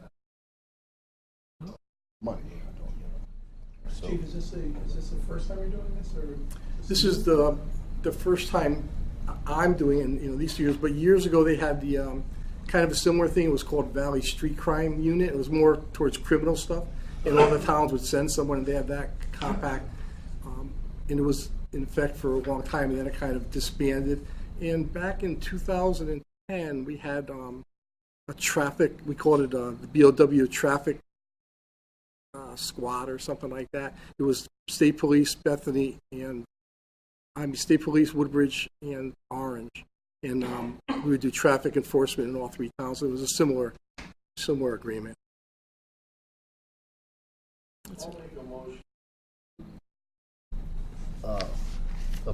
Approve the agreement and authorize First Selectmen to sign the agreement. A second. Any other questions or discussions? All in favor? Thank you. Okay, thank you. Thank you. Thanks, Mike. Next item on the agenda is the FFY, which is federal fiscal year. I thought it was a typo, 2017. State Homeland Security Grant Program, Region 2 Memorandum of Agreement. We have to adopt the resolution. I will make a motion that we waive the reading of the resolution. Is there a second? Hopefully you all have read it in your packet. Any discussion on that? All in favor? Aye. Thank you. And does anyone have any questions on this? A little late now. It's okay. Well, we just approved it. No, we approved to waive the reading. Oh, okay, I'm sorry. Okay, good. I wouldn't do that. Good. Okay. My fault. No, it's okay. Does anyone have any questions on this agreement? Jerry, you read this? We read it, we Yep. approved it. Okay. So I'll make a motion that we approve the, FFY 2017 State Homeland Security Grant Program and adopt the resolution for Region 2 Memorandum of Agreement. Second. Is there any other discussion? All in favor? Aye. Okay, thank you. Moving on to item 9, 824 Communications. You have in your packet a letter from the Town Plan and Zoning Commission, and it was related to we sent them a referral regarding the proposed final design for the resolution of the old firehouse located at number 4 Newton Road. Town Plan and Zoning took the matter up on May 9th, 2018, and it was the unanimous vote of the commission to approve the referral for the proposed final design for the restoration of the old firehouse located at 4 Newton Road. Did we approve those plans previously? You approved the first floor. And Phase then 1, right? First floor. Correct. And then the direction was to go back and do the second floor and then go out to bid and get a price to see how much each. I mean, I could certainly bring them back if you So we could do one. Yeah, the second floor is an alternate. Right. So that we can see who's going to pay for the second floor. So we're really just going out to bid at Correct. this point in time. Yeah, we'll go out to bid. Then we can go from there. Right. But the bid is for the first floor only. It's for the first floor and then an alternate, which includes the second floor, So they'll give which us- has been outfitted based on what. It's okay, don't worry. I was afraid it was coming in. What's his point? Hold on. I can take that, don't worry. I would get hurt more than me. Okay, back up again. Thanks, Safe. Beth. So the second floor was outfitted and designed with the Amity program in mind. Right.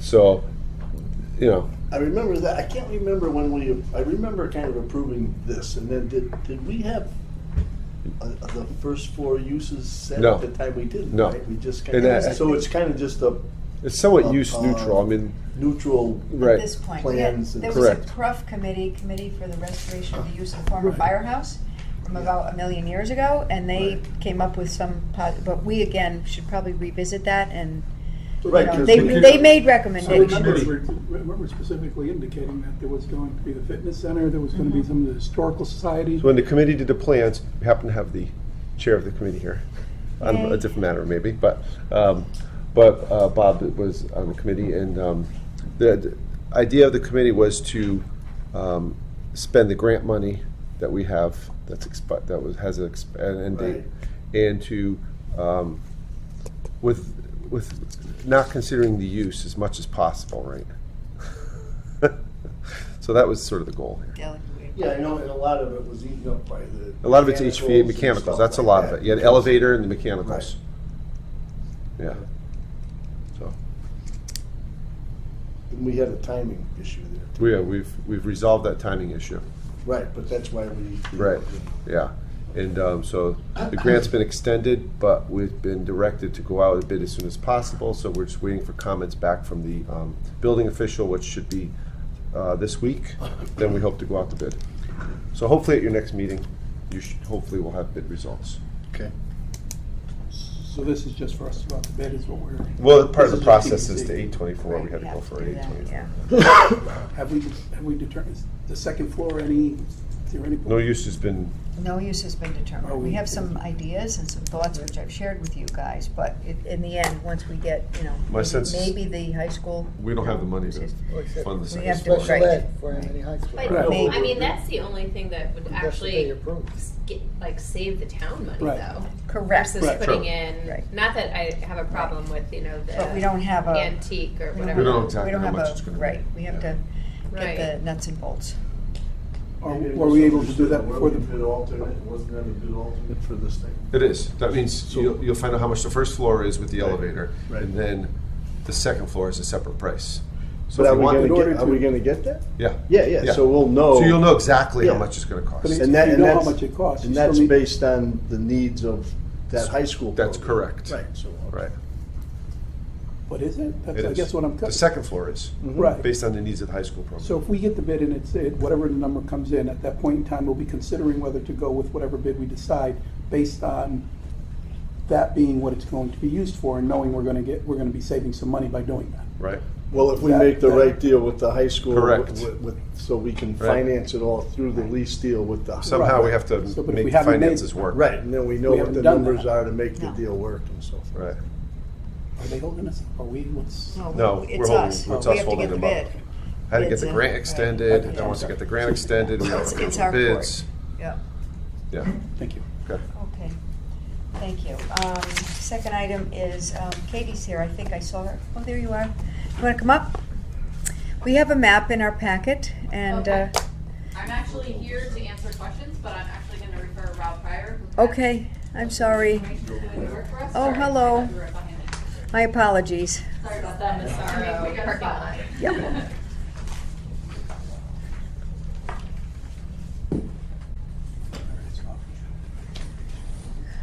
So for the record, Robert Pryor, professional engineer and land surveyor. I've been retained by Macero Farm to provide design services for proposed parking expansion at the farm.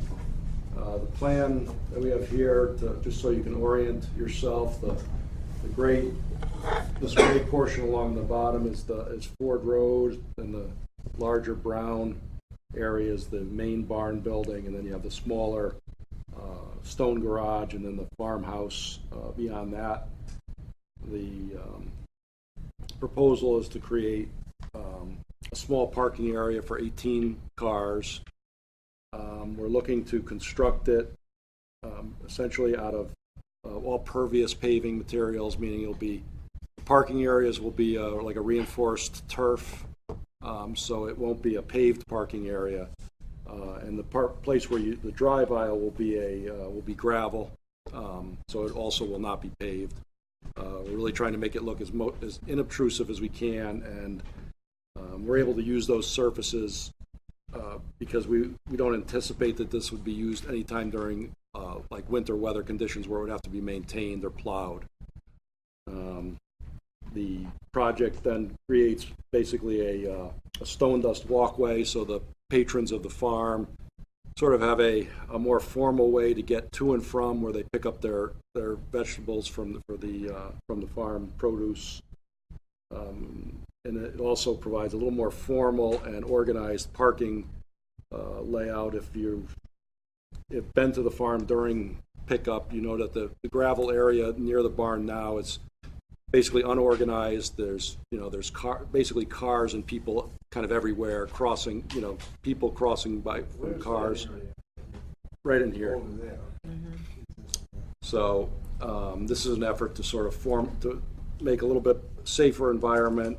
Also, is a little bit safer to get in and out of the of this parking area than to go out where they use now. So I'm happy to answer any questions you might have. We have on our agenda tonight we have to do this, to refer it to the Plan and Zoning Commission for an 824 review. So that's pretty much what it's good that we saw what it is, but it's going to go to Plan and Zoning. So I'll make a motion to refer to Town Plan and Zoning for an 824 review. I'll second it. Oh, okay, it's all right. Any further questions or discussions? So we'll wait to hear from them. Okay, so that's your next stop on the road. Okay, no pun intended. Very good, thank you. Okay, thank you, guys. All those in favor? Oh, all those in favor, I'm sorry. Thank you. Thanks. Sorry. Thanks, guys. Thank you. Okay, thanks, Katie. Item 10, Administrative Officers Report, Director of Finance Report. Boom. So through April 2018, the result is a budgetary surplus of about $144,000. So that gives us our fund balance at 11.13% of our budget. So we happen to be doing well given the challenges we faced this year. We have our tax collections still are expected to have a slight deficit of about $50,000. That's mainly due to the assessment appeal that we had lost.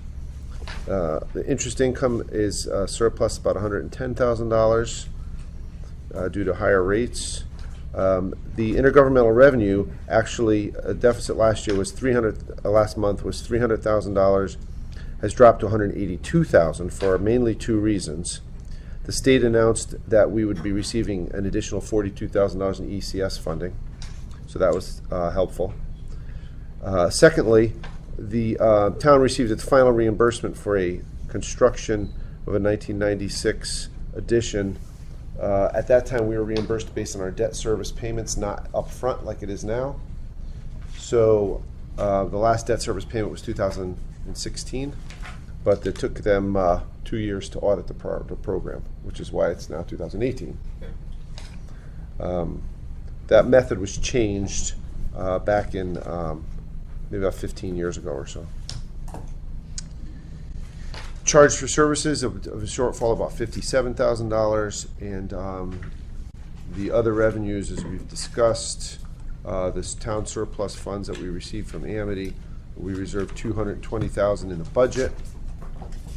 $50,000 was transferred to a surplus of the surplus was transferred for special education reserve account, and the remainder is unbudgeted revenue in this fiscal year. In terms of overtime, as Bob indicated, the deficit is still at $190,000. They haven't released their new figures yet. The waste management has a budget surplus of about $30,000. The school district is currently projected to reduce its allocation by $178,000 due to the special ed excess cost grant funding that they'd received. And finally, in the police department, it's not in the memo, but as it's a constantly changing thing based on the homicide and the cost related to it, the chief and I are working closely to monitor that and to hopefully cover as much of it as we can in his budget. I know he's, and he obviously could speak to this, has put a sort of a stop spending on things that are not necessary to try to help to cover that overtime issue.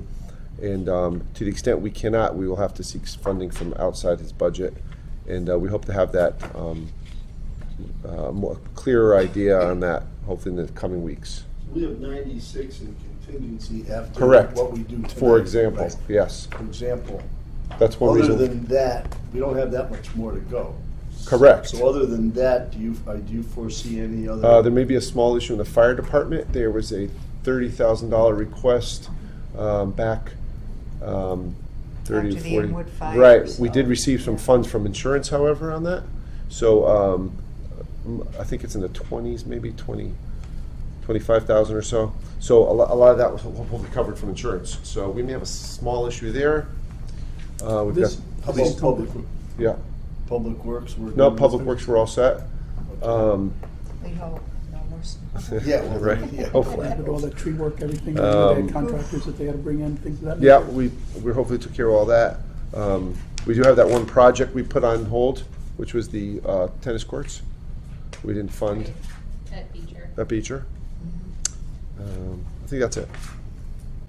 Just wanted to get Yeah. an idea, but we don't seem to be too bad.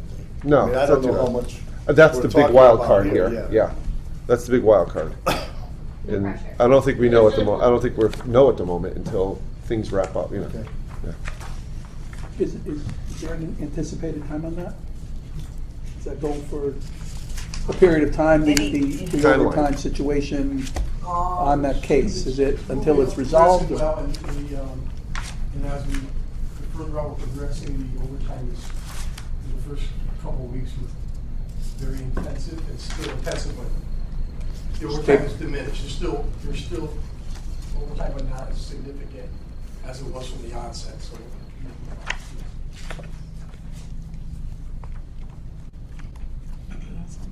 No, that's it. Okay, great, thank you. Thanks, Tony. Item B is tax refunds. You have in your packet a request for refund of property taxes for, whoops. Personal property tax refunds are $646.32. Real estate refunds are $970.51, and there are no motor vehicle refunds. Total refunds for May are $1,616.83, and I will make a motion that we approve that. Is there a second? Any discussion on this? All in favor? Thank you. Funding requests. I'll turn it over to Tony again. Okay. Thank you. The first is a funding request for a refrigerator in the senior center kitchen. And this is actually not a funding request, it's a line item transfer for an old commercial refrigerator that is, they would like to replace. They've replaced some of the appliances there, and I think this is something that is really, it's necessary. Yeah. Yeah, if you've seen the refrigerator. Yep, it's a little sketchy. I'm surprised it still works. So I'll Not make a motion, sketchy. I'll make a motion, we approve the line item transfer request as presented for the refrigerator at the senior center. Second? Any I'd like discuss- to note that Human Services was able to cover all that from their existing budget. Right. Yeah. Which is Right, good. it's just line That's item. great. Just line Great. items, right, yeah. Yeah. Any other discussion or questions on that? All in favor? Aye. Thank you. The next one sort of relates to the bid on the carports. So you may want to hear about that first before you vote on this. I mean, it's up to you. They're sort of related. Okay.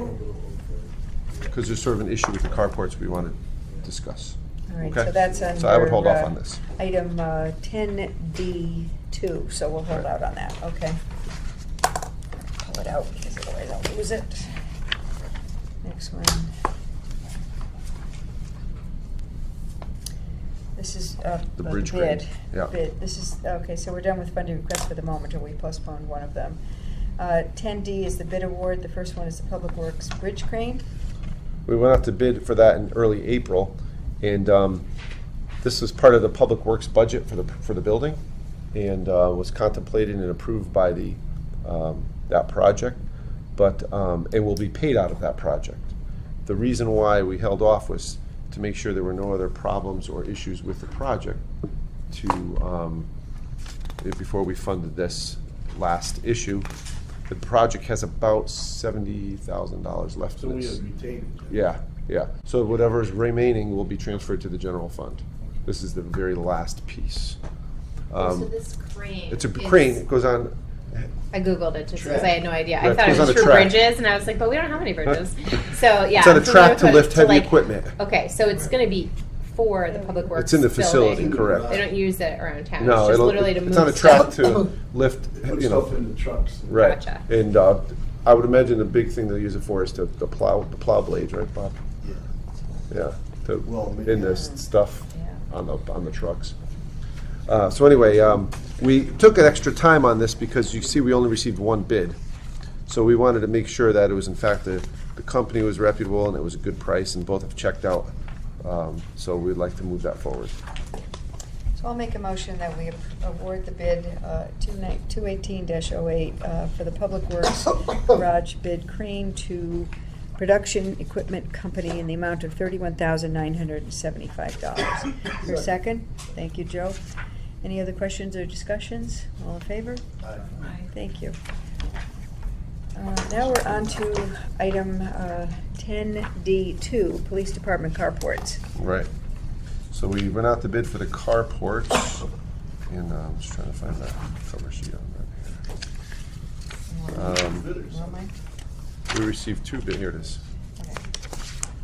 We received two bids for the carports, and as you can see, there's a pretty wide range between the two bidders.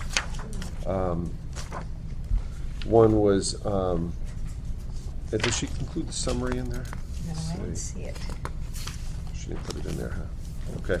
So the first is, the low bid was the total group from North Branford. And they were, our architect reviewed the two bids and recommended the total group from North Branford. The price, we have, let's see. So the price was $186,000, $995 for the two carports and the electrical for the carports. And that included some electrical work that was put in there in case you wanted to add solar. We have about $150,000. So we have about an $8,000 deficit if you eliminate the electrical. So the recommendation of the architect, and we both concur with, was to do the two carports, and then we could locally here, with the combination of our own staff and some local vendors, run the electrical to the larger carport at a separate time. We don't have a price on that. Electrical, For lights. Lights as well? Yeah, that's the part that would be reduced. This was a more robust electrical budget for both carports, including some provisions for, solar or stuff like that. Any explanation how we missed the budget by so much? We only had a certain amount of grant money left. No, I know that, but I remember asking the question, when they spec'd it out, do you think that that we're gonna be within our budget? I don't know. 40 grand over. Yeah. Not that it matters at this point. The two options were either eliminate one of the carports and do the main large carport with the electrical in it, or do both the carports and then do the electrical work at some later date by the owner, so reduced cost. Yeah, just one other question. I know it's not that much of a project really, so I suppose there's no way to value engineer other than this. There's not much to it. The electrical is the only thing we can value engineer out, or cut the smaller carport. But yeah, all right. We felt it was more advantageous, and you agree, correct? Correct, because with the number of cars we have, if we cut one, then we're lose. And that's the smaller one would be used a lot too. The smaller one would be used a lot too, because it's like right by the door. Yes, the small one up on top, because that's yeah. the guys that are working and have to come in during a storm. They'll be parked closer to the buildings, or they'll be sheltered so we won't get snow covered. It shouldn't cost that much just to run an electrical line. Correct, which is why we figured it shouldn't cost that much to run lights. We'll do it locally, hopefully within their budget. We've got a crack maintenance staff. I'm sure they can handle it. Get MacGyver over. Just looking out Bob, the window.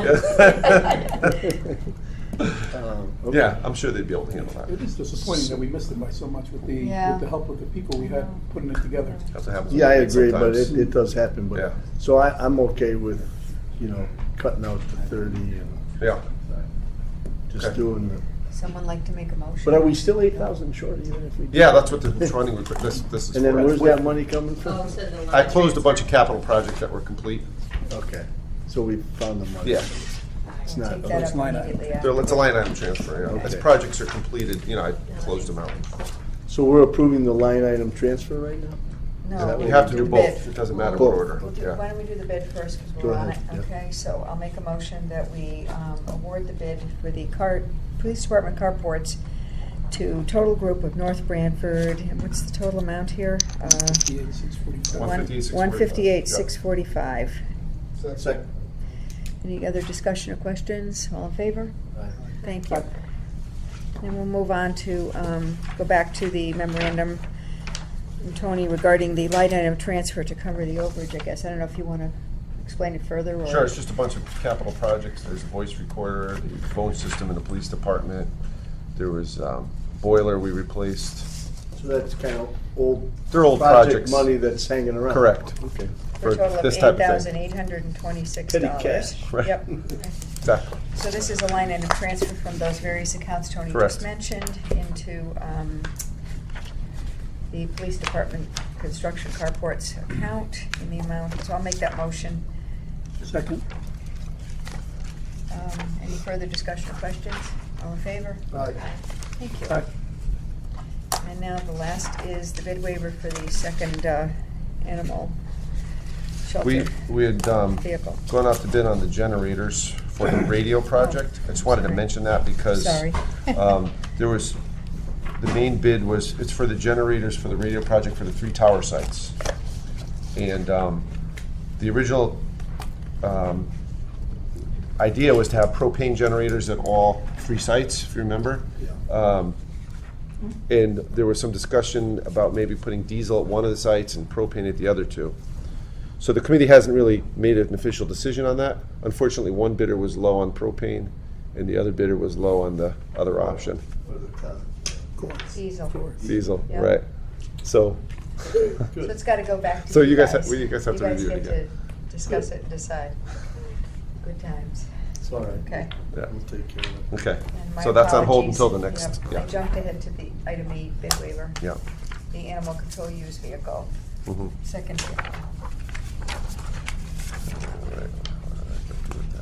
The, originally, the animal control was looking to buy a new vehicle for their second vehicle replacement, which is desperately in need.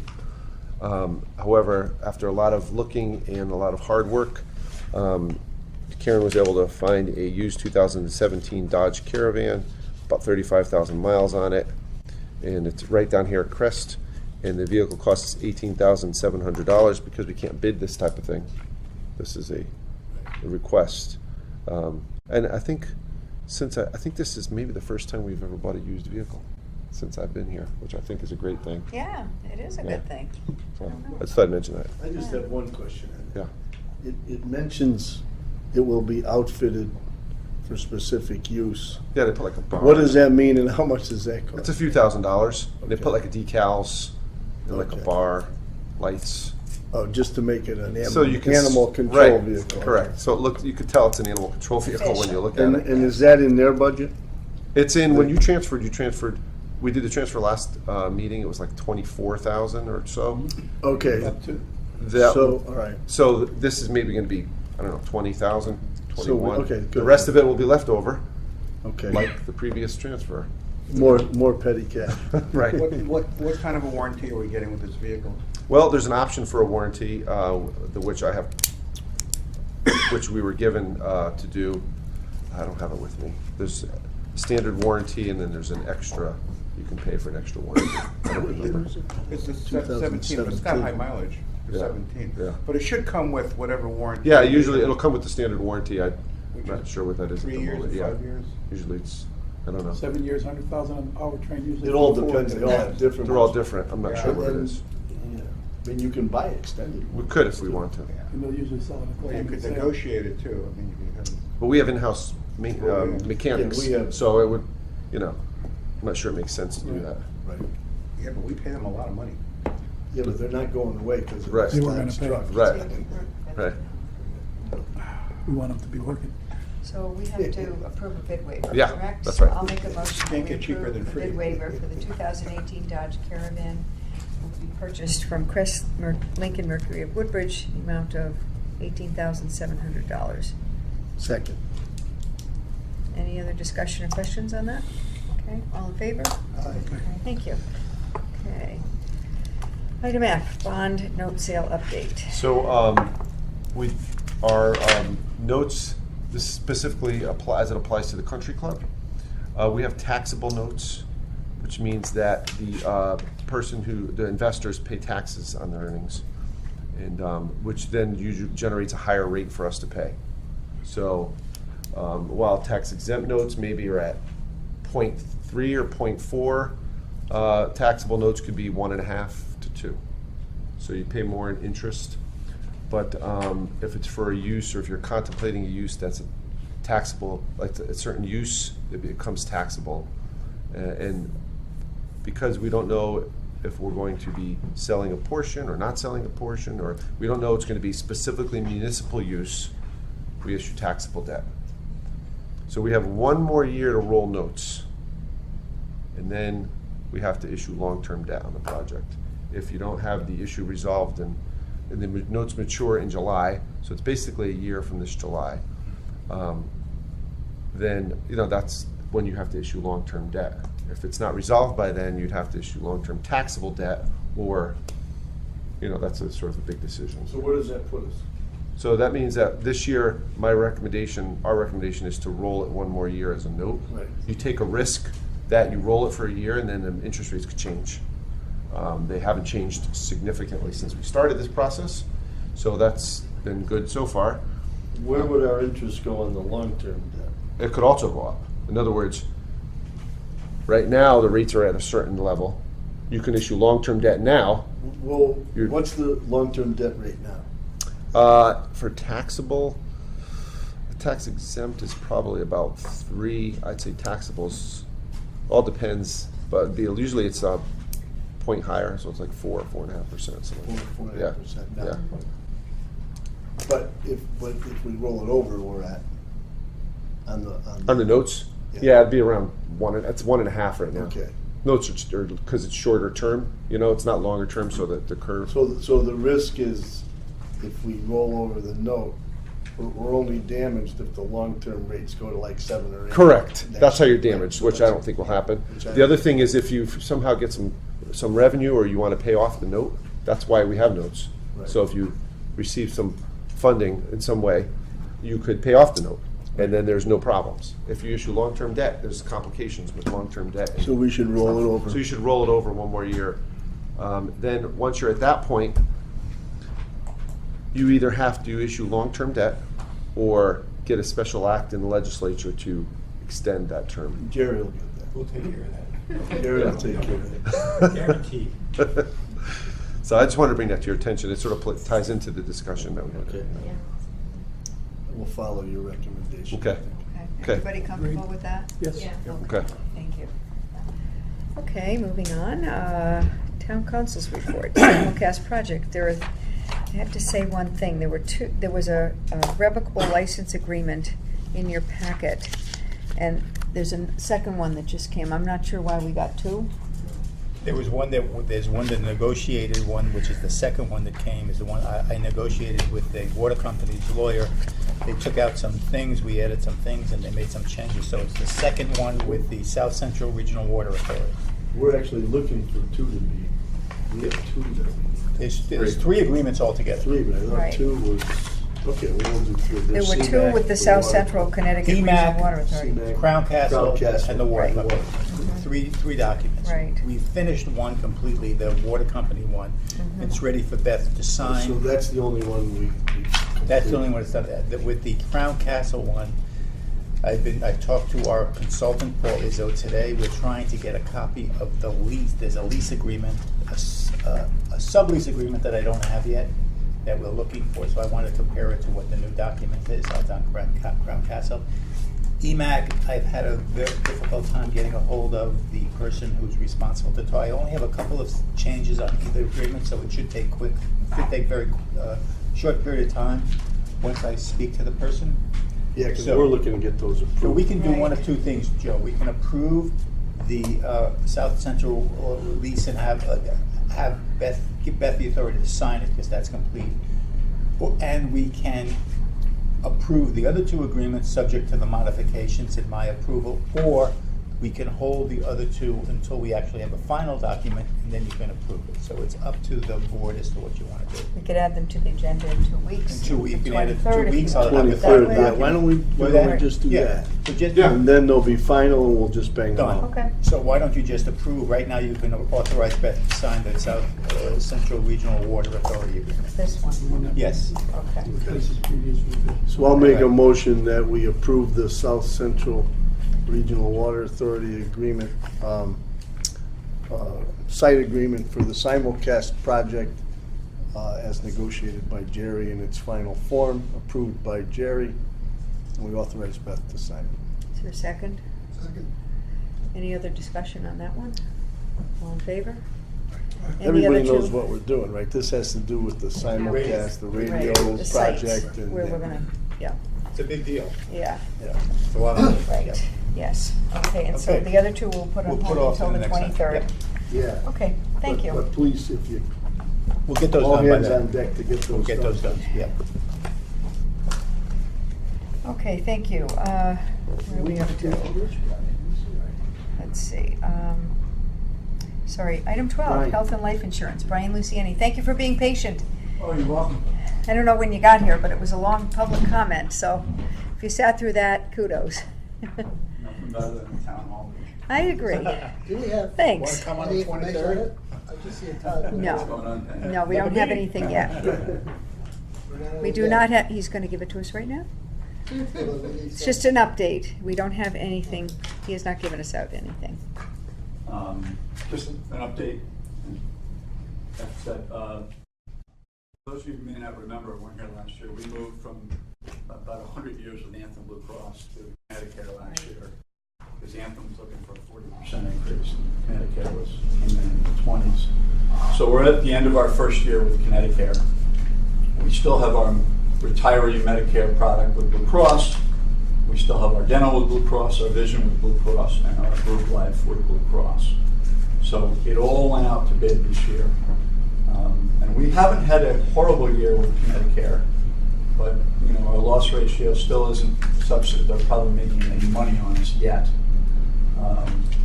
The good news is the overall increase we've negotiated amongst the benefits is 8.51%. And it could have been a heck of a lot higher. The average trend this year for groups that fall into the what I'd call the loss ratio norm is about 11.4. And the pharmacy trend is like 13.6%. So we're doing considerably better than that. Our loss ratios, if you want to see what Connecticut is looking at, for the last 24 months we're at 98.75%. That's really because the year that ended July of 17 was a horrible year. And it's only a year behind us. Trailing 21 months we're at 96, trailing 12 months we're at 94. We're getting better. Connecticut made somewhat of an investment in us with the renewal. Just for comparability purposes, the most comparable renewal years we had to what we're looking at this year, in 2016, we came in with a loss ratio of about 95%, and we got a 12% renewal. In 2015, we were at 84%, and we got a 9.29% renewal. So, as I said, we went out to bid to everybody. When we started looking in January, Connecticut was at 24%. They came down to 13.4 in April, and part of that was that Anthem wanted the business back. And Anthem came in at 14.8. We waited a month or two because we thought our claims were getting better. They were getting better, and with Tony and Al Poulos' help, we pushed Anthem as far as we could push them in Connecticut. Anthem did not come any further down from 14.8. So the final Connecticut bid was about $180,000 less than what Anthem was bidding. We had no bids from Cigna, no bids from Harvard Pilgrim, no bids from Aetna, meaning they didn't want to compete on it. United Healthcare was at 8.8 versus our 8.51, but contractually they can't match our union benefits. So we would have had to go back to the table to renegotiate those contracts. And the network's a little different too. We also went to the self-funded carriers, but given our last 24 months of history, they didn't really have much of an interest. And even though Connecticut's taken an interest, financial interest in renewing us, we currently have 10 active claims that are $50,000 or more. So we're not exactly what the self-funded carriers are looking for, at least today. Anyway, we did give Anthem last look. They passed on going anywhere lower than 14.8. Connecticut came in and came down and got us to the 8.51 aggregately. So we're asking the board to approve really 4 things. The renewal with Connecticut for medical, Anthem for retiree medical, dental, and vision. And we're going to ask to change the life insurance. Anthem had it. Hartford Life underbid them by 30%, matching identical benefits, which is a $15,000 savings, but off of a $50,000 spend. Just thinking ahead a year or two, one of the other reasons why we wanted to do this, and we looked forward to moving the life, is when Anthem finally gets serious about getting us back into the fold for medical, if you bring another product with you, like life insurance, whether it's a year or 2 from now, they take at least a point off the medical for a combined sale. And a point off the medical is worth almost $40,000. So the idea was we save $15,000 today, it's a 2-year rate guarantee, we can save it next year, and then when and if Anthem comes back, we have another ace on our sleeve. So that's the status of things. Anybody have any questions? Yeah, I'd like to see something in writing. I would appreciate if the board could receive what you just stated in writing. I have some copies here, Joe. Sure, okay. I'll pass them I on. can't write that fast. Got more in my briefcase. No. Well, I got them some. There you go. No reason. Okay, whoever has a copy needs to make the motion. Please. I move. Make a motion. Those 4 items, if they're in. You have a copy of the 4 items? I think it's- It's at the end of the page 2, what we're asking for.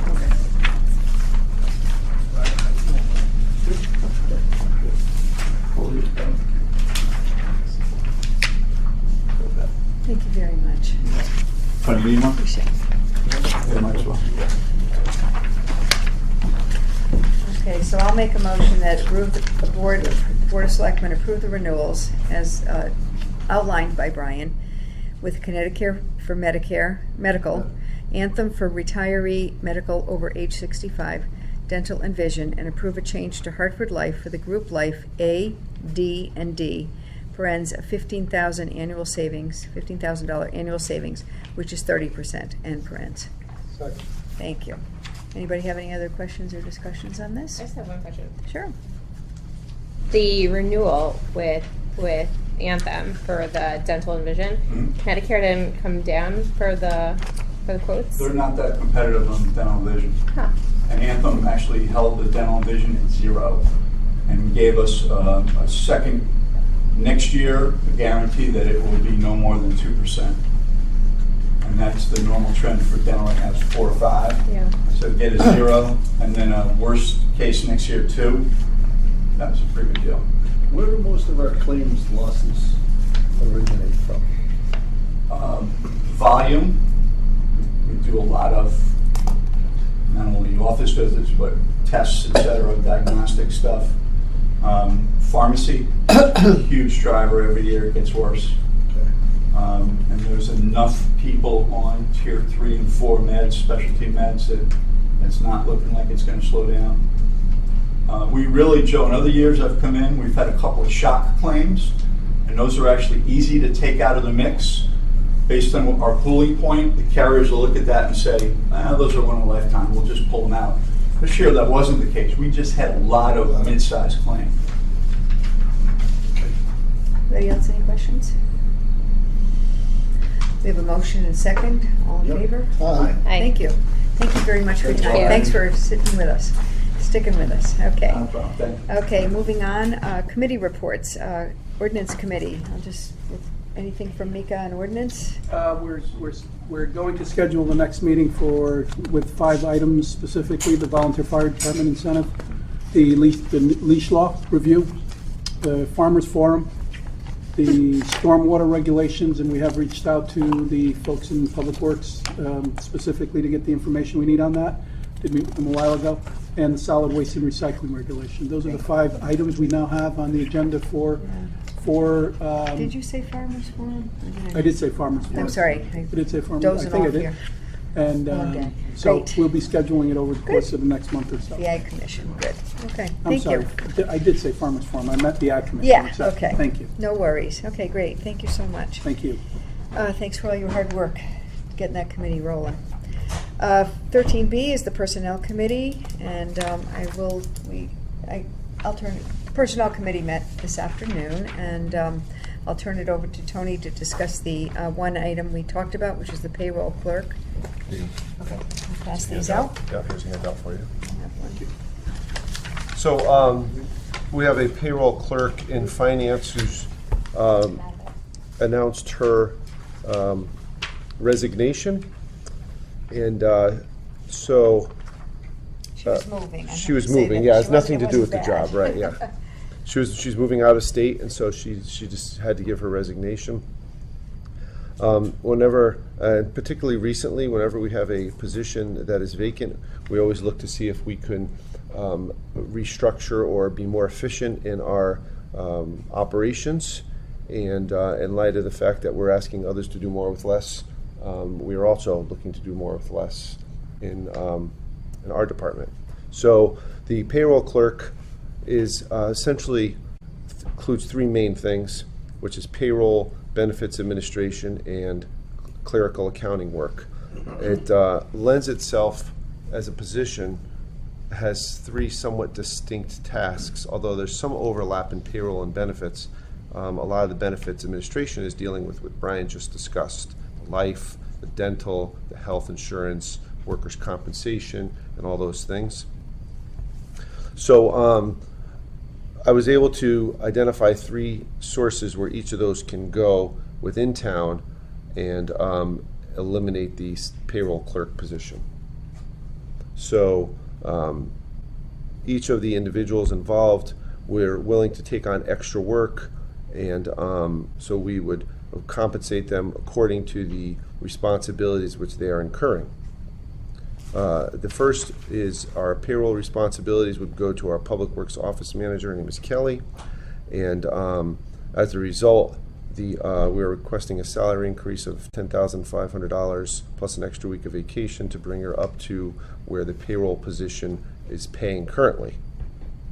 It's a little more, but she's also the Public Works Office Manager, which is a demanding position. She has payroll experience in her previous job in Milford and has been training for the last few weeks, and also does some payroll for her Public Works Department here in Woodbridge.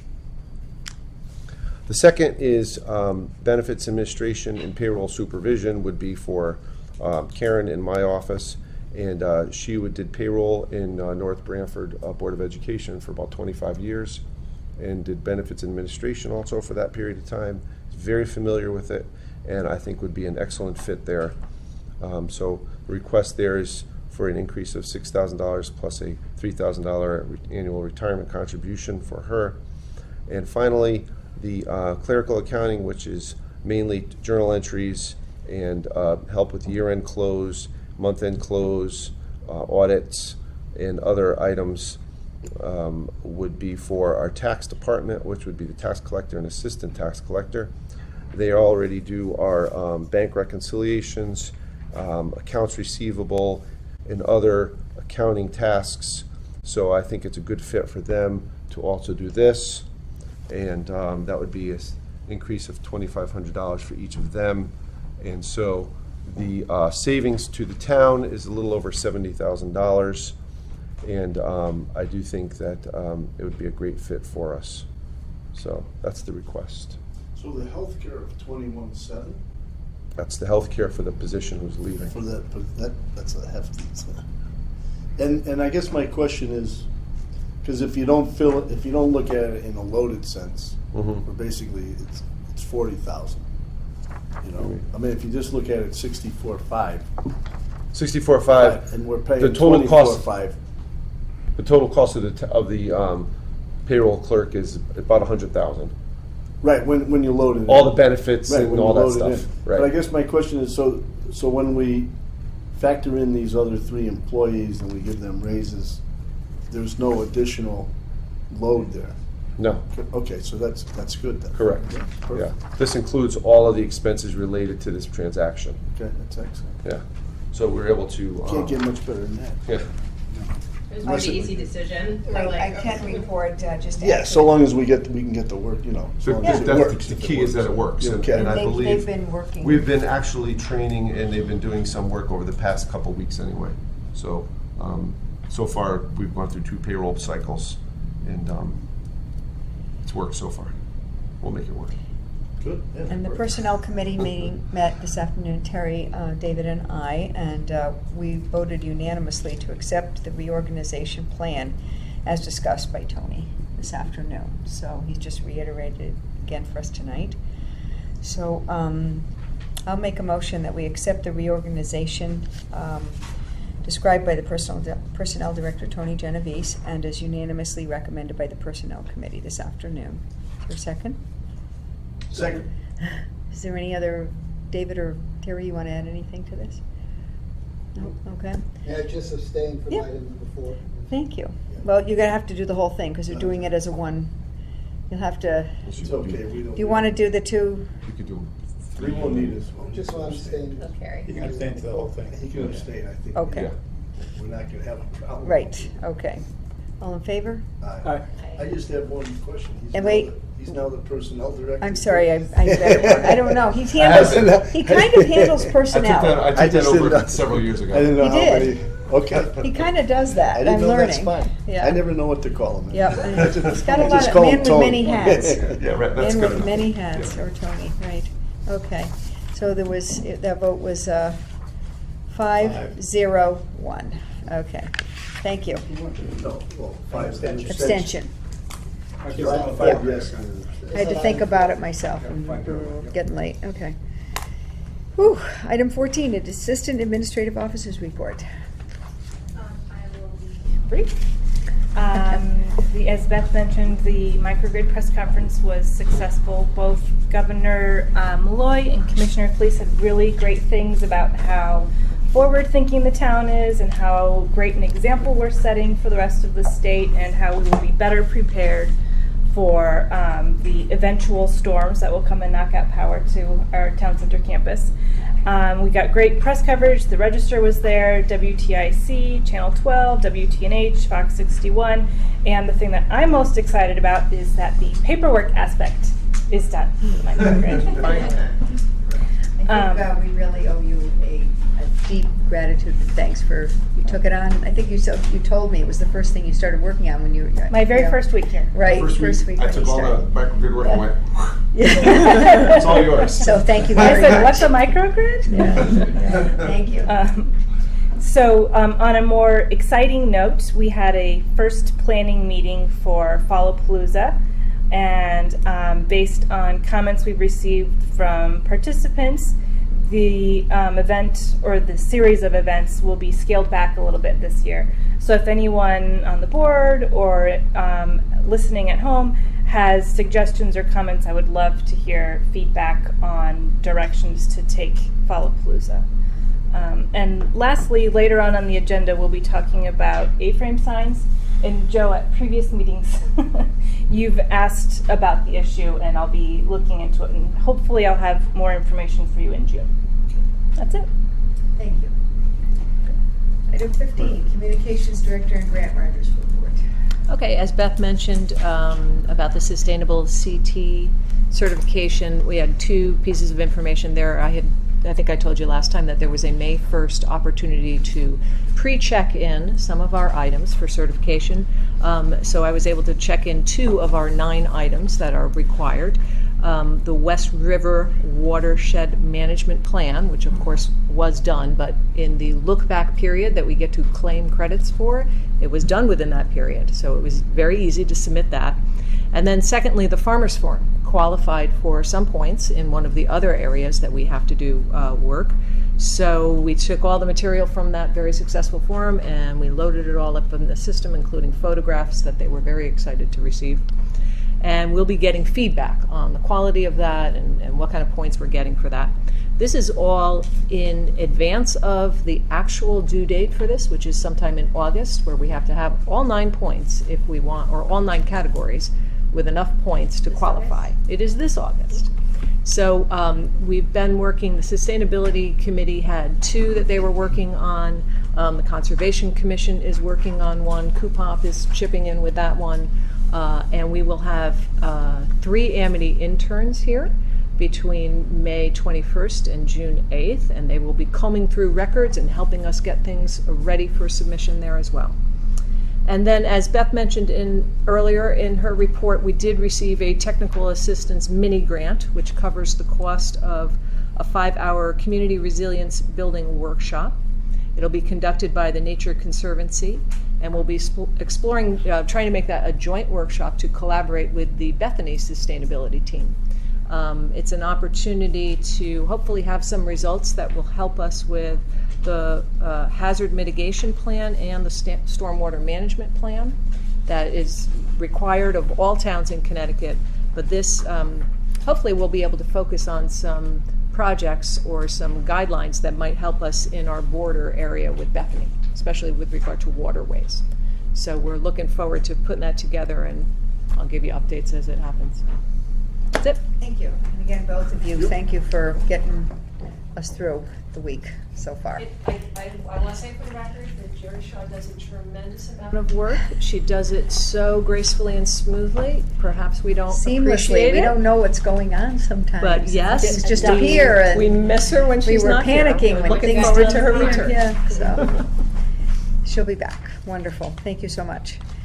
Okay, town clerk's report. You have in your packet the monthly report and also the year-to-date report, both as of April 30th, 2018.